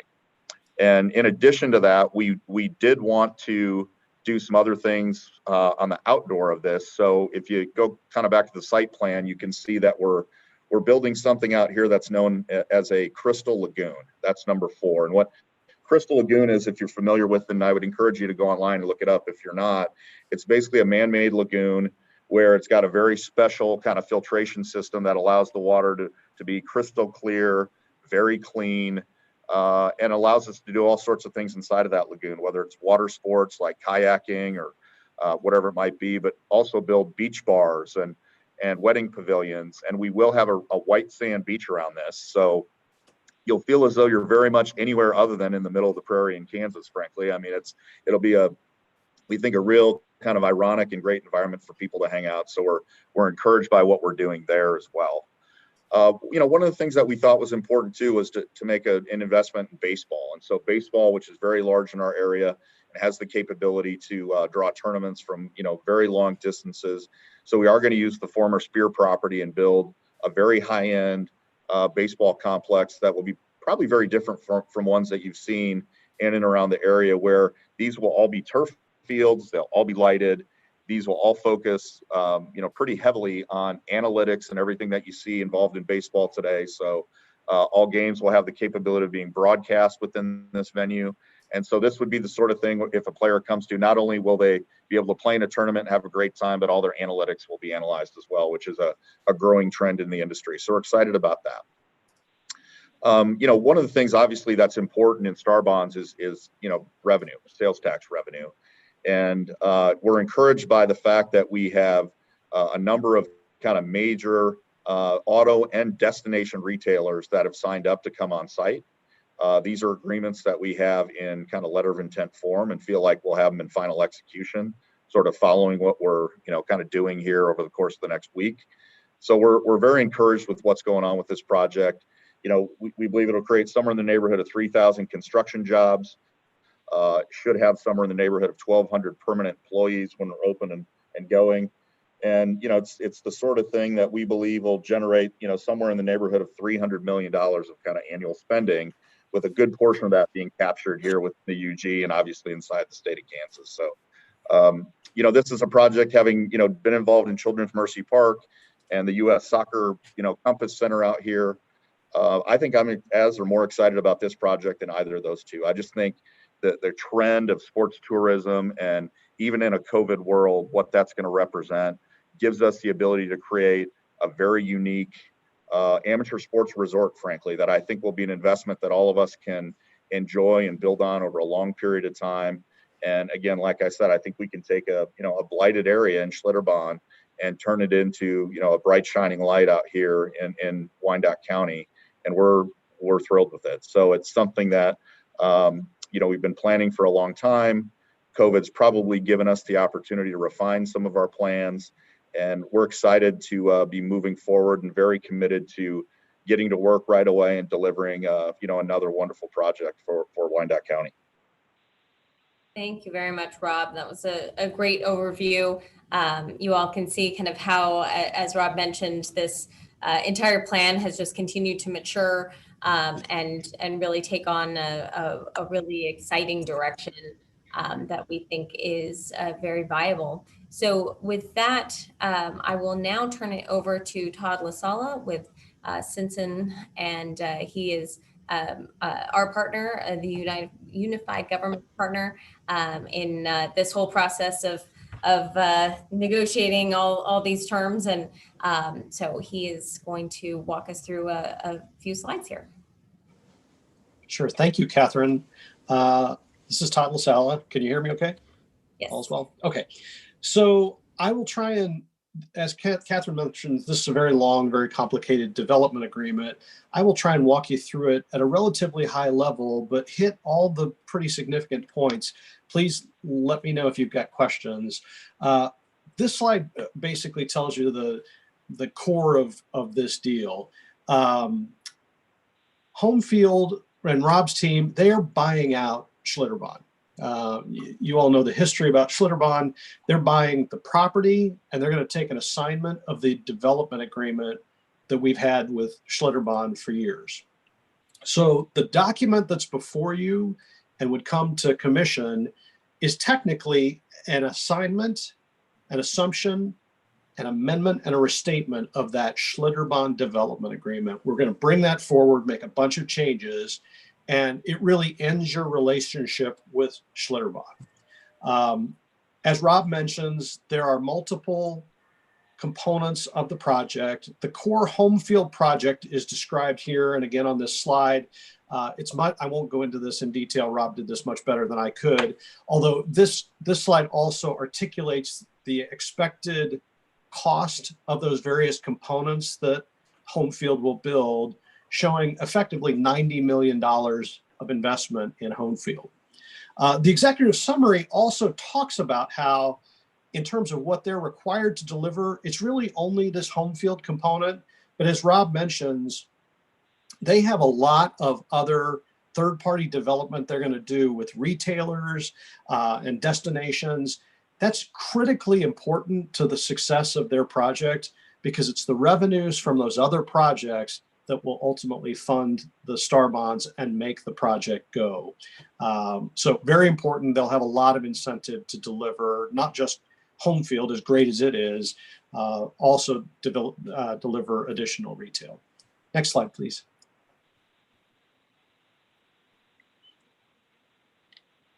So Rob touched on the timing as well. They're going to commence pretty much straight away. They're required to commence by July of 21. And I think they expect to complete home field earlier, but those deadlines you see are in the fall of 22 to make sure that they have plenty of time in case something slows down. In addition to buying all of the Schlitterbahn land, the UG will also sell about 71 acres of UG property to home field. Some of it's that Spear property that Rob was talking about where he showed the baseball fields. There are a couple of other sites that are described, and we're going to receive $3 million in exchange for the sale of those properties. Now that $3 million is pretty important. It will be pledged to repay the 2015 STAR bonds that were previously issued when this project was Schlitterbahn. So there are existing bonds that are out there, and this project will really help solidify those bonds and make sure that those bonds don't default. A part of that is our agreement with the Department of Commerce and the state that we would take this $3 million of money that we're receiving, and we're going to use that to prepay 2015 STAR bonds. Next slide, please. All right, this slide really, there's a lot of words here, but this is really articulating what the financing looks like. This is a STAR bond project, so it's driven by sales tax. That, of course, means that the unified government will keep all of the property taxes that are generated out there, and that's a pretty significant number over time. But the STAR bond financing is essentially a maximum of $130 million of new STAR bonds that would be issued. And it's really broken into two different issuances that are expected. The first issuance, connected to the first phase that Rob was talking about, is $75 million of STAR bonds. But Rob mentioned a $150 million project. That's because in a companion with the $75 million in STAR bonds, they are required to produce $75 million of private capital, private money as well. So in this first phase of the project, that $150 million phase, we're looking for a 50-50 public to private ratio and balance as we complete that first phase. The second issuance could be as much as $55 million in STAR bonds, but that phase has higher private investment, private capital requirements. And we're expecting somewhere between $118 to $125 million of additional private investment if we ultimately issue $55 million in this second issuance of STAR bonds. That would generate ultimately a 60-40 private to public ratio, 60% private investment, 40% public. This slide also articulates the sharing of Menard's sales taxes. What's interesting about this project, and part of what makes it work, is that there is an existing revenue stream out there in Project Area 3 in the STAR bond district right now. However, there were detailed negotiations between the parties about how that revenue stream is to be shared over the 20-year life of these STAR bonds. And I'll touch on this pretty briefly, but importantly, until June 30th of 2021, both of the municipal partners, the city and the state, retain all of the STAR bond revenues from Menards. During COVID, this kind of critical budget crunch, that money stays with the two public partners.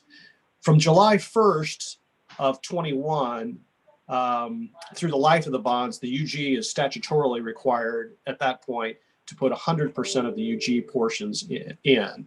Everything after this is really about how the state component, the state portion of the Menards sales taxes are shared between the 2015 STAR bonds and the developer. We start with the notion July 1 of 2022, or completion of the opening of home field, where the developer and their new bonds have access to 25% of the Menards revenue, while 75% of that is pledged to the 2015 B Star bonds. This is critically important for us because it really helps make sure that the 2015 bonds stay secure and not in default. After that, once Homefield is opened, those percentages flip, and it's 75% is available to the developer's new Star bonds and 25% to the 2015 B bonds. Thereafter, there is an opportunity for the developer to increase their percentage of access to the Menards sales tax revenue based on delivery of at least $40 million in new retail sales out there, with $20 million of that in project area 2A. So that's really how the money is shared. What's really important about this from our perspective is that your finance team was with us every step of the way as we negotiated this to make sure that this money was carved up in a way that we would feel absolutely secure that the 2015 B bonds were safe and not at risk of default. Next slide, please. The other incentives that are in play are CID and IRBs. The CIDs, there's an existing CID out there right now around Project Area 1 where the water park was. The plan is to terminate that CID and have the developer come back with one or more additional new CIDs that we put in place instead. Those would come back to you, the commission, ultimately to decide on an ad hoc one-off basis. The program there is that those would not be a part of the bonding. Those would be pay-as-you-go CIDs. And for industrial revenue bonds, we're agreeing that we'll abate the sales tax on construction materials for the Homefield project. We are also agreeing in advance for an ad valorem tax abatement, a property tax abatement on the Homefield project itself. This is fairly characterized as a certainty IRB, where you're not really planning to discount and give tax abatement per se, as much as we are locking in a property tax pilot where for 10 years, the developer and the UG knows exactly what the property taxes will be for the Homefield project. And that schedule is attached to, on exhibit 18 to the development agreement. Next one, please, Catherine.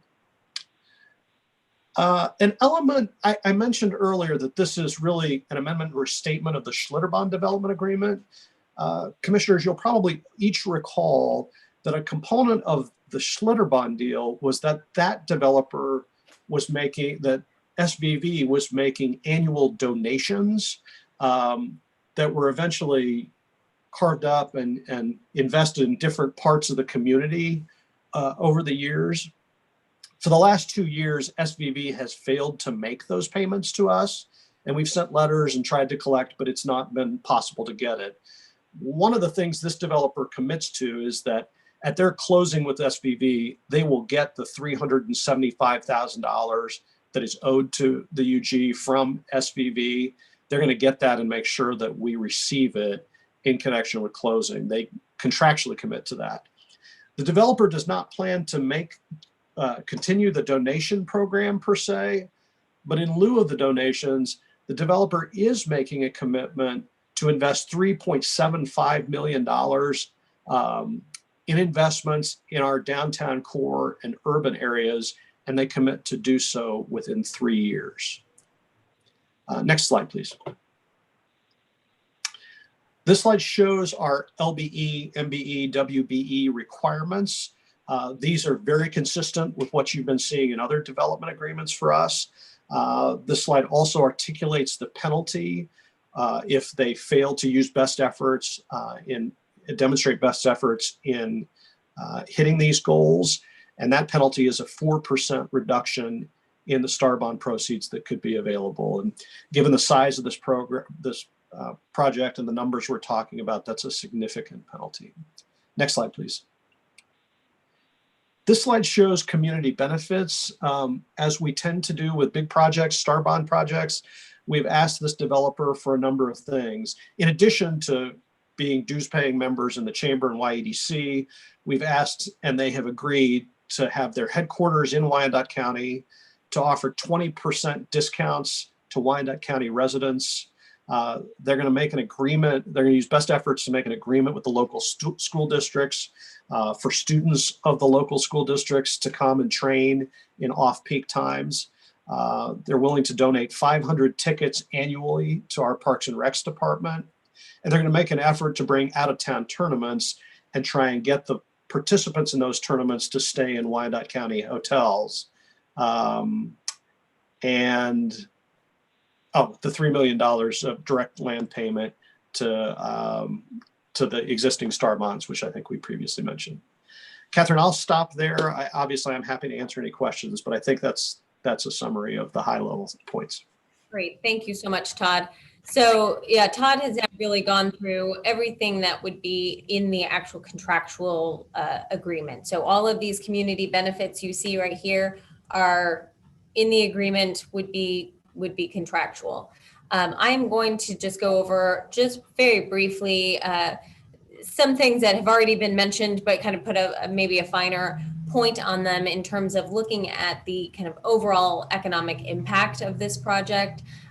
So as we were, we've discussed, this project has, is anticipated over $400 million in total development when all is said and done. 150 million of that is solely the first phase, that core home field development project. And, when we're looking at just the amount of construction that would be going on and those LBE, MBE, WB goals that Todd referenced, we're looking at up to $130 million that could be captured by our LMW firms during construction, which is pretty significant. Additionally, over 3,000 jobs during the construction phase, about 1,200 jobs would be ongoing during the operational phase of the project. And really looking at the entirety of the area, about 2.8 million annual visitors.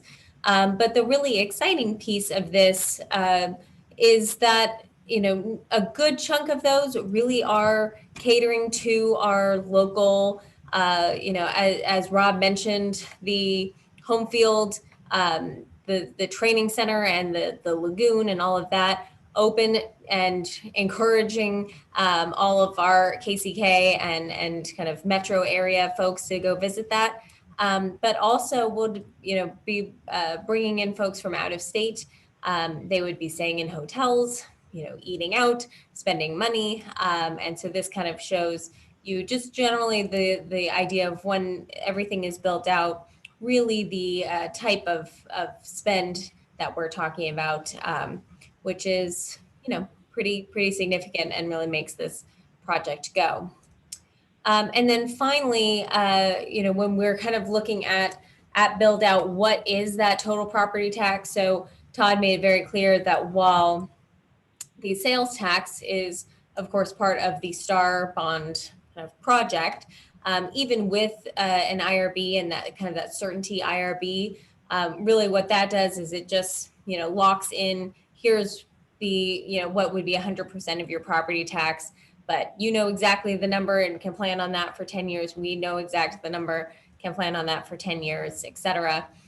So for the entirety of that build out, we are looking, it's a significant number. I mean, it's, about $4 million annually. About 2.1 million would go to the school districts and community colleges, with about 1.8 coming to the UG every year. Additionally, we do have the dedicated sales tax fund and the EMS fund.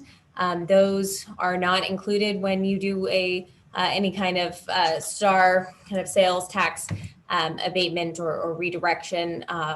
So we would still be retaining that, and that it would be about $150,000 annually. So with that, I'll open it up for questions. Thank you. I do believe I see Mr. Bryant with his hands up. Jeff? Yeah, Catherine, I sent you some questions last week. I don't know if you had a chance to go through them, but I'll just go ahead and see if you can answer some of them. first off, what's the average sale value of 1 acre of land in Village West area? I do not know that off the top of my head, but I can certainly find out. Okay, because at the amount, the 3 million for 71, that's about 42,000 per acre that they're paying, just a little under. My other questions, most of them revolve around the apartment and hotel area as well as the RV park. So where will the transient tax be going for that? The transient tax would be included. That's basically another type of sales tax in that respect. So it would be included in the STAR kind of redirection. Okay. And then, at the beginning of the presentation, they showed a total of $90 million for the 3 components, 60, a 15, and a 15. So where does the other $60 million of that $150 million come from? So the 90 is actually specific to the amount of STAR bonds that would be included in that project. Todd, do you want to? Well, it's $75 million of STAR bonds. There's another, the difference between 75 and 90 is going to be covered privately, at least in the short term. I think the developer hopes to recoup the rest of that in that second issuance. But beyond that, there's a bunch of private investment that Rob was talking about where they have LOIs, apartments, destination retail. There is other private development that's coming online that makes up the rest of that $150 million. Of the first issuance? That's correct.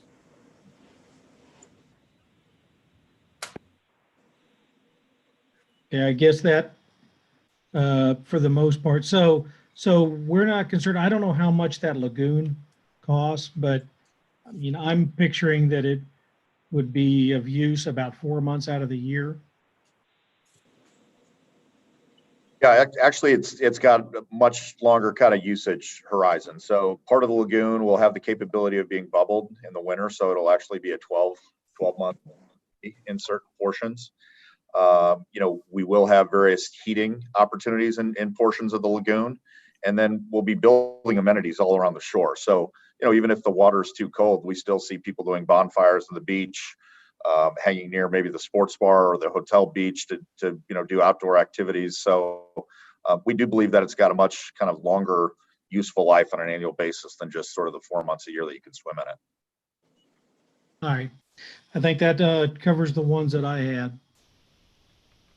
Thank you, Mr. Bryant. You're always free to come back and ask additional questions. And in committee, please bear with me. I'm trying to remember the order of these names, but I believe Commissioner Bynum, you were next. Thank you, Commissioner Burrows. I am happy to actually defer. Since this is Commissioner Walters' district, I'm more than happy to toss this ball over into his court. My questions are technical, and I just want to make sure I'm understanding the project. So if that's all right with you, I'd let Commissioner Walters go. That's fine. Thank you, Commissioner Bynum. Commissioner Walters.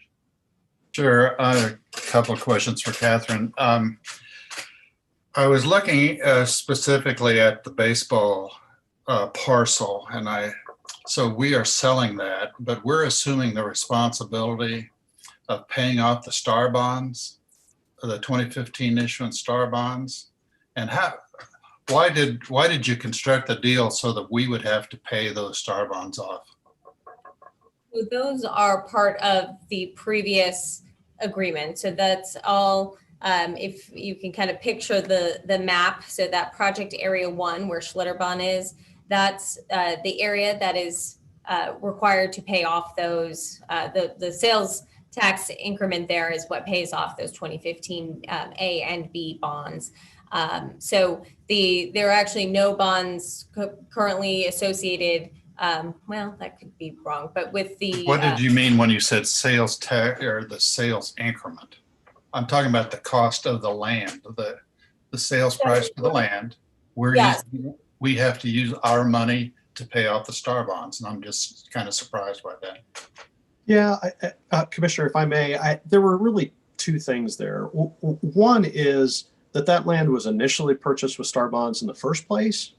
And we have an agreement with the Department of Commerce about that land, that if we were to ever sell it, we would share in the sales receipts to begin with. So the department could have said, all right, if you get 3 million for it, we'll take 1.5. Instead of that, we collectively agreed that those 2015 B bonds are kind of troubled.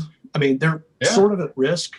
And so really the department came in with us and everybody decided if you put that money towards those 15B bonds early in the equation, it really shores them up. You're really pretty safe if you get a bunch of money there to begin with.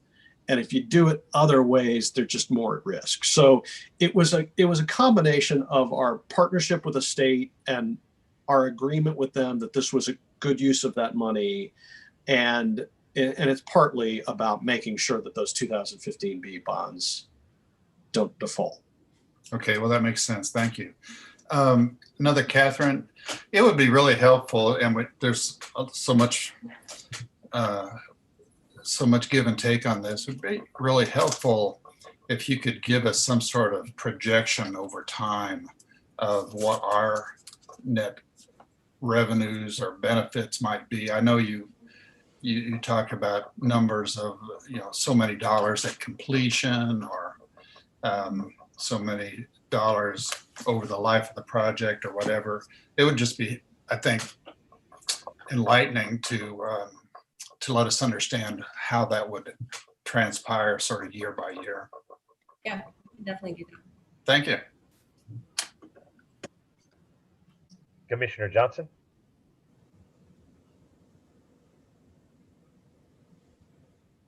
Thank you, Chair. Just a few quick questions. I'm interested in this Community Improvement District, the pay-as-you-go CID. Have we done anything like this in the past, Catherine? Is this something that's done? Yeah, it's actually pretty kind of the standard way that we like to do a CID. Without having bonds attached to it, then it's just as additional sales are realized in the area, then they, what would come to you all for this project would be a specific petition that would lay out exactly the types of uses that revenue would go to, and it would be defining a CID area, a district, so that those funds could only go kind of and that's kind of the idea of pay as you go. So as they accrue, then they can be used in that area. Frequently, it's done for kind of ongoing maintenance or kind of a safe and clean, security guards, other kind of operational things that make the district a better place to be. Okay, great. The other thing I wanted to really double down on was the decision to make the donations for downtown and investment. I like that, the 3.75 million into downtown and historically urban areas of Kansas City, Kansas. Of course, that's something that we that are on the eastern end like to hear, of course. And as the commissioner in the Northeast area, I would love to see that some of that monies be dedicated towards the Northeast area. I know we might be a little ahead of our skis right now, but since it's in there, since it's in writing, and before we get ready to approve it, just want to get some dibs in for that area. The other thing is just probably a notation that you probably fill in at a later time. Section 42D5, talking about the new retail sales tax, and there's no number as it relates to that 12-month period in excess of base retail sales. Is that something that we will know at a later time? That will be. Yeah, I'm actually that's going to be cleaned out of the version that you're going to see at commission on Thursday, because I don't think we're going to know that number Right. until later. We talked to the developer about that this week. We're going to reasonably determine that number once we know it. Well, that's what I figured. I just wanted to just get clarification on that. I appreciate it. Right. It's a good question. I like, the fact, Rob, that you and your group are doing this better than what we had in the past. I'll be honest with you. Your body of work speaks for itself. So I like what I'm seeing thus far. So thank you all so much for the hard work that you all have done. Thank you. I appreciate that very much. Bynum? Thank you, Mr. Chair. I do have a series of questions that I'm probably going to try to just run through them and let you answer and then come back to, whatever may have been missed. Mr. Heineman, I love the project and I really appreciate your continued interest in working with the unified government and in Wyandotte County. I can't state that strongly enough. Thank you. To my fellow commissioners and to our staff, I think now's a good time to make my pitch again for what I like to call the TED sheet, the Transparency and Economic Development page, that lays out many of the details that we've gone over tonight. And so Mr. LaSala and Catherine Carter, I think I'm going to just start asking a series of questions, and it's only to make sure that I understand. We've talked a little bit about the $3 million payment to the unified government, and it's going against existing STAR bonds, but how much would be left to pay off of that Schlitterbahn SVV STAR bond issuance? And then I heard at some point in the presentation an additional 130 million in new STAR bonds. So the real question there is, how much is the total in STAR bonds? And are those always a 20-year max repayment? Also, with regard to the STAR bonds, the sales tax split that's discussed with Menards, are those still paying STAR bonds in the way that we're referencing them with that split? I did see, Catherine, that you stated annual realization of, I think you said 4.9 million at build out in full property tax. So that's helpful. One of my questions was whether we had any property tax estimates on that. And then the pilot payout on the home field portion of the project. Do I understand correctly that the pilot that's contemplated there is strictly for the home field portion, but then at full build out of the rest of the project, everything else would pay full property tax and not be on a pilot schedule? I just want to end with the time frame for completion of the home field portion. Do we have a time frame in mind for when the home field portion is up and open and operating? And then I just want to say lastly that I also, Mr. Heineman, really appreciate your commitment to paying that Schlitterbahn charitable payment on closing. And then, of course, the commitment that you're willing to make to the other parts of town, downtown and northeast areas. So with that, if you could just kind of tick off answers for me, and if I need to go back to one of my questions, I can do that. Catherine, you want me to start? Yeah, I was gonna say, if you want to take the first call, I can take the middle, and then maybe Rob can. Okay, I'm sorry, Commissioner, I did a poor job of taking notes. Starting with at the end of your list, maybe. Sure. The time frame that you asked about is contractually committed. They have to commence by the summer of 21 and they have to complete by the fall of 22. Okay. Rob is articulating a time frame that's faster than that because that's what they want to do, intend to do. But contractually, they're not in default if they commence before July of 21 and complete. I think the last date for completion is October of 22. Okay. Got it. Secondly, your question about the pilot. Yeah, it was multiple questions about the pilot. Go ahead. I'm sorry. Yeah, well, the answer to your question is we have really only contemplated in the document property tax abatement and pilots for two portions of the project so far. Okay. Home field itself. And so there would be, for home field, there would be a 10-year pilot, and you would contractually lock in the amount that you would get for the three components of home field at $370,000 and change in year one.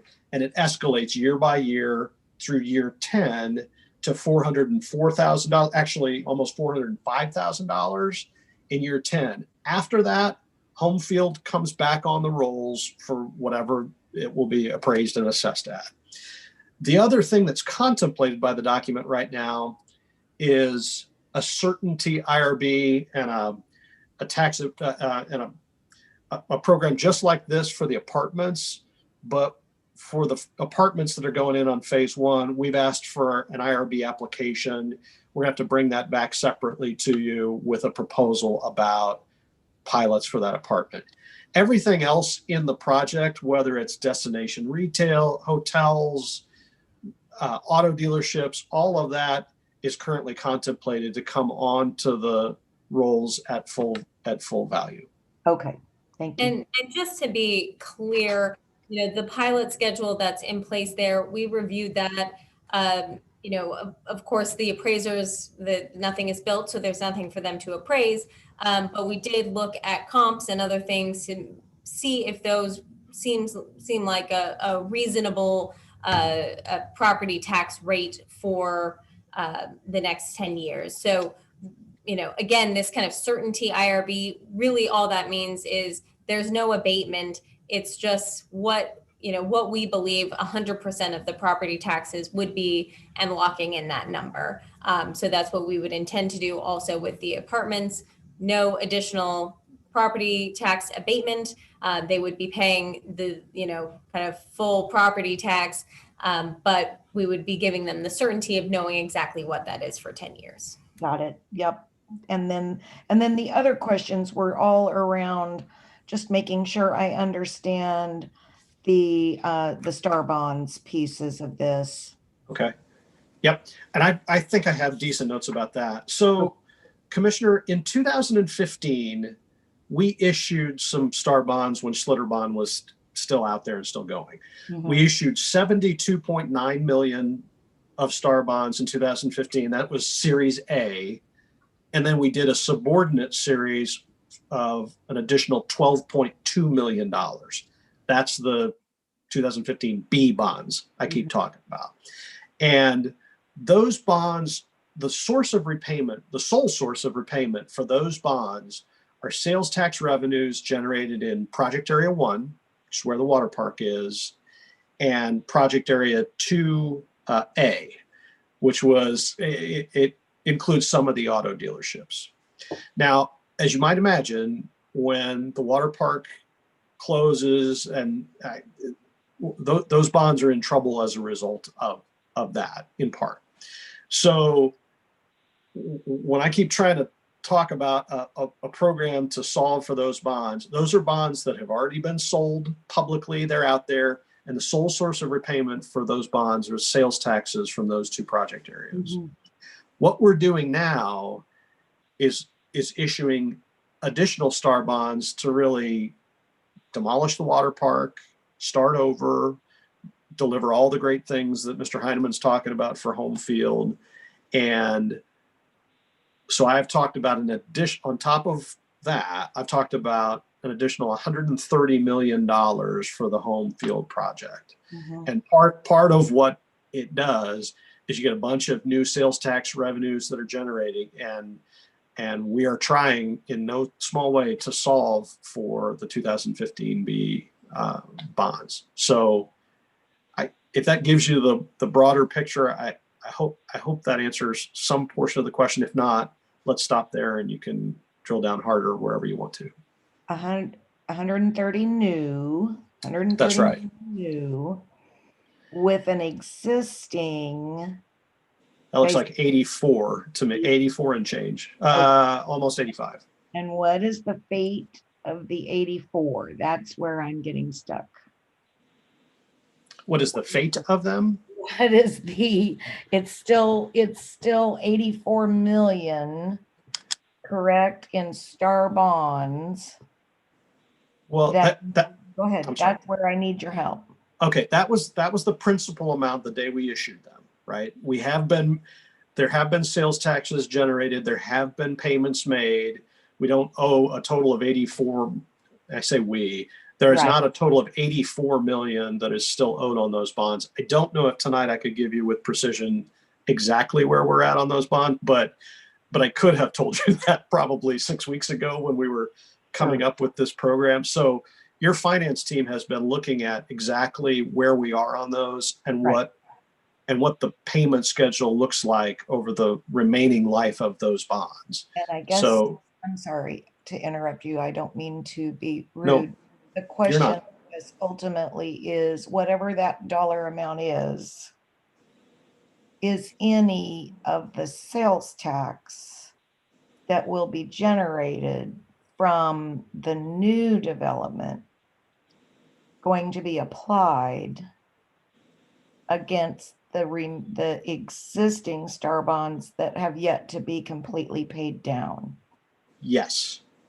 Okay. Absolutely, yes. In fact, because the new development, because the home field project that Mr. Heineman's describing is in project area 1, all of those revenues are going to repay those 2015B bonds from those components. That's helpful for me to know. And then the only other thing, and I'll stop, is understanding, I understand the discussion of the Menards sales tax split, but is it paying down star bonds or no after this time period expires? I'm sorry, after which time period expires? Well, within the development agreement, we contemplate that up until July of 22 or something around in there, it's all dedicated. But after that, it begins some sort of split. That's right. So there is this complicated equation about splits. It goes on for 20 years. During those 20 years, as we carve it up, 25% for a period of time, 75% for a different period of time. During that 20 years, much of that sales tax revenue is going to repay 2015B bonds. Okay. And at some point, a large portion of that goes to repay these new bonds. Importantly, at the end of 20 years, at the end of the last of these bonds, all of that money is back in the general fund. Okay, so just to say that back to you, regardless of how it's split, it's all paying off bonds.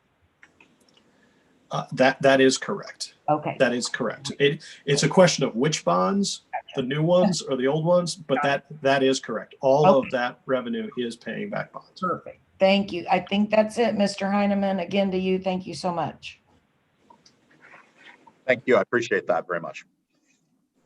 Committee, any other questions? Thank you. And committee, I'm really pleased that you had a chance to review the work. Just to go through the negotiation agreement once again, I think some of the highlights in reference to the timeline, Mr. Heineman, you put forward what I consider a pretty aggressive timeline. So thank you for putting that into use. When I read the contract, that was a pretty aggressive timeline. I even asked Mr. LaSala about it, and they said it was your recommendation. So kudos to you and the timeline. I wish you the very best under the most challenging of times right now with the weather moving forward. there's a couple of questions I do have, and I appreciate Mr. Bryant bringing up the cost of acres for the property. I think that was a valid question for the public to understand the value of our property, and the covering of the issuance on the payback. The Mr. Heineman, you have a history in our community of quality star bond development success, and that is a tremendous comfort level to many of us, knowing that we're not going in blindly into a partnership with someone who has not had this kind of experience. And if your projects are as successful as you predict, these could pay off quicker than the 20 years proposed before us this evening, if the successes are as you state they will be. And in going through the contract, I see the school districts will receive some money, and it was mentioned by Commissioner Johnson about the $375,000 per year, the donations that would go into the Northeast stand. And so with that comment, I do have a question as to why under item 13, the donation and downtown investments, there was language that stated developer instead agrees to make investments in new economic development projects in downtown and historically urban areas of Kansas City, Kansas, and all of which investments must be reasonably approved by the county administrator. Could you shed some light on that language for me, please?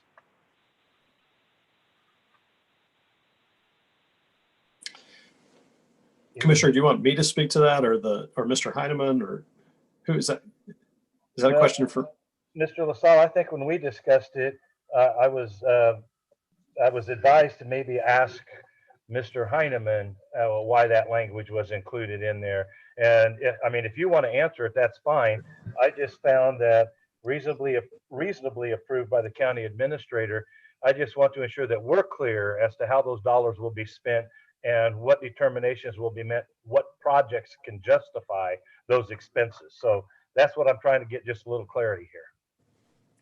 Okay, well, I'll start and let Rob chime in behind. I think from our perspective, we want to know where that money's going, what types of projects it could go to, and I know Mr. Bach and all of you feel like you're really looking for investments that are catalytic in that community to really help revitalize downtown and the urban areas surrounding downtown.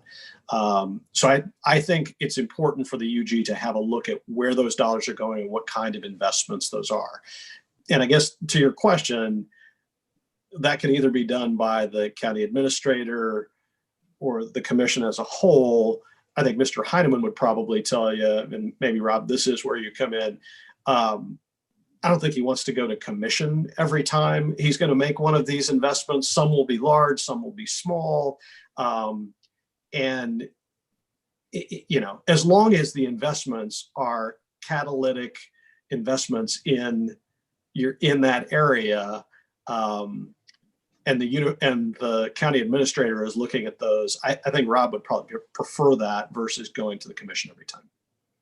I agree. And look, I don't think this is going to just be kind of a one project thing. I mean, we're already looking at 3 or 4 different things. You know, one's a community garden restaurant project, one's multifamily, one's a single family project. So, you know, there's a number of different things. I'm having a call with the mayor on Thursday. He's got a couple ideas on projects as well. So, you know, I think over time, this is something that we feel like we can do, you know, a handful of projects. And you know, throughout this discussion, I've been having a number of different conversations with Mr. Bach on different ideas on how we can make this happen. So, you know, I think we just want to kind of be creative and collaborative and open and figure out how we can make the best use of that money. And I appreciate it, Mr. Hyman. I didn't mean to put you on the spot. It just caught my eye that all investments would be reasonably approved by the county administrator. I would hope that those projects would come before the commission, specifically those of us on the Economic Development Committee, to help make those determinations, to determine if they are to be approved or not, instead of just having it approved and then blue sheeted through the commission process. It's just about transparency is all. That I do appreciate that answer, and I do understand. And trust me, Mr. Heineman, I'm not it's not my intent to have you in front of every committee to approve any project anyway. It's never our intent to be a burden on our partners in development process. I again want to say thank you for investing in Wyandotte County. I truly believe to demolish and reinvent our destination sports venue in Western Wyandotte County is of great benefit to us. And thank you for your vision for that area, particularly your home office. I truly appreciate that. I've always stated that Kansas tax dollars are worthy of having those business partners in our community and in our state. And I commend you for giving that strong consideration.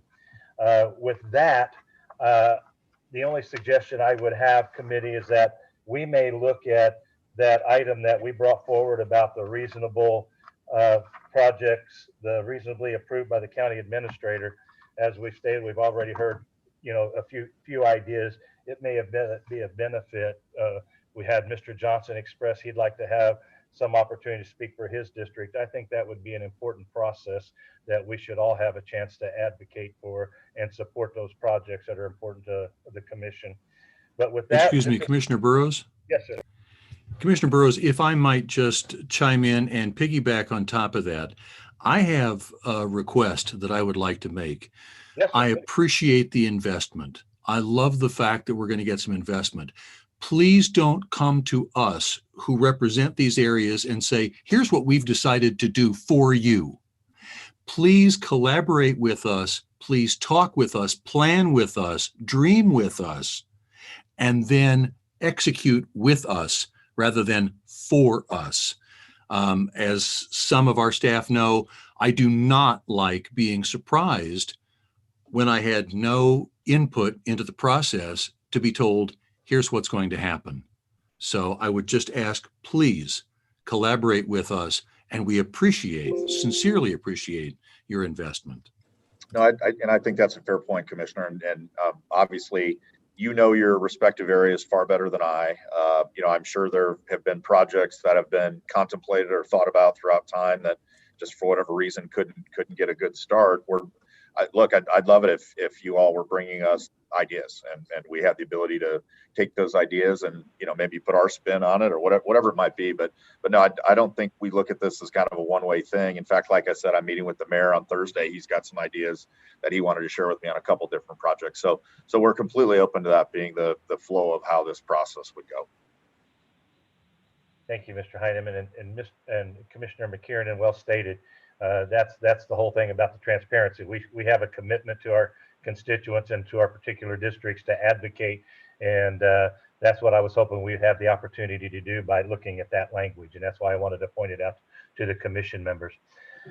Commission clerk, is there any attendees this evening from the public that had any comments or questions? No public comments were received. Thank you. With that, committee, this is an action item.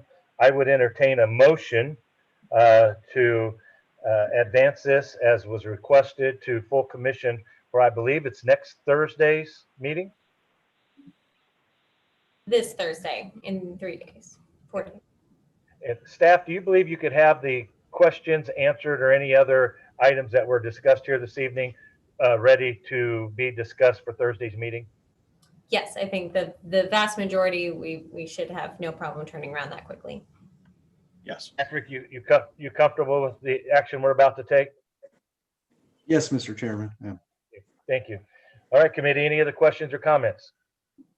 Walters, I'd like to move for approval and fast track till Thursday night. Thank you, Commissioner. Kiernan, second. We do have a motion by Commissioner Walters and a second by Commissioner McKiernan. Fast track to Thursday night's meeting, the home field project. I would ask the clerk to please call roll. Yes, roll call. Bryant, Aye. Walters, Aye. Johnson, Commissioner Johnson, You lost him. Bynum, Aye. McKiernan, Aye, and I do think Commissioner Johnson is having some internet issues at the moment. You might circle back around to him when you have all the others. I've promoted him back. You can call on him again. Commissioner Johnson, we're voting on the home field item.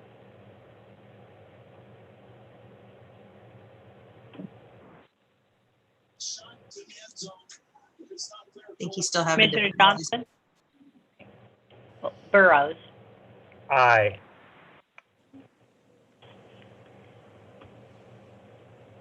Is Commissioner Johnson available to cast his vote? And Carol, I don't know if, and Patrick, this may not count for the purpose of this vote. He has just texted me from his cell phone and says, I vote aye, my internet is acting up. I don't know if we can accept that, but Okay. we have sufficient votes to advance. So. All right. Nice try, Commissioner Johnson. Way to cover, Commissioner McKiernan. That was a Hail Mary there. Well, with that, I do believe the motion's passed, as Patrick stated. Committee, thank you for your work this evening. Panelists, thank you for the time you've given. Catherine, staff, appreciate all the work you've done. Mr. LaSala, appreciate the breakdown of the home field contract. And Mr. Heineman, we look forward to seeing you Thursday evening. I would anticipate that you will be there. I will be there. I'm excited. Thank you very much for the opportunity. Wonderful. Aye. Thank you. Aye. And for those listening this evening, I believe that concludes our meeting this evening. And with that, we are adjourned.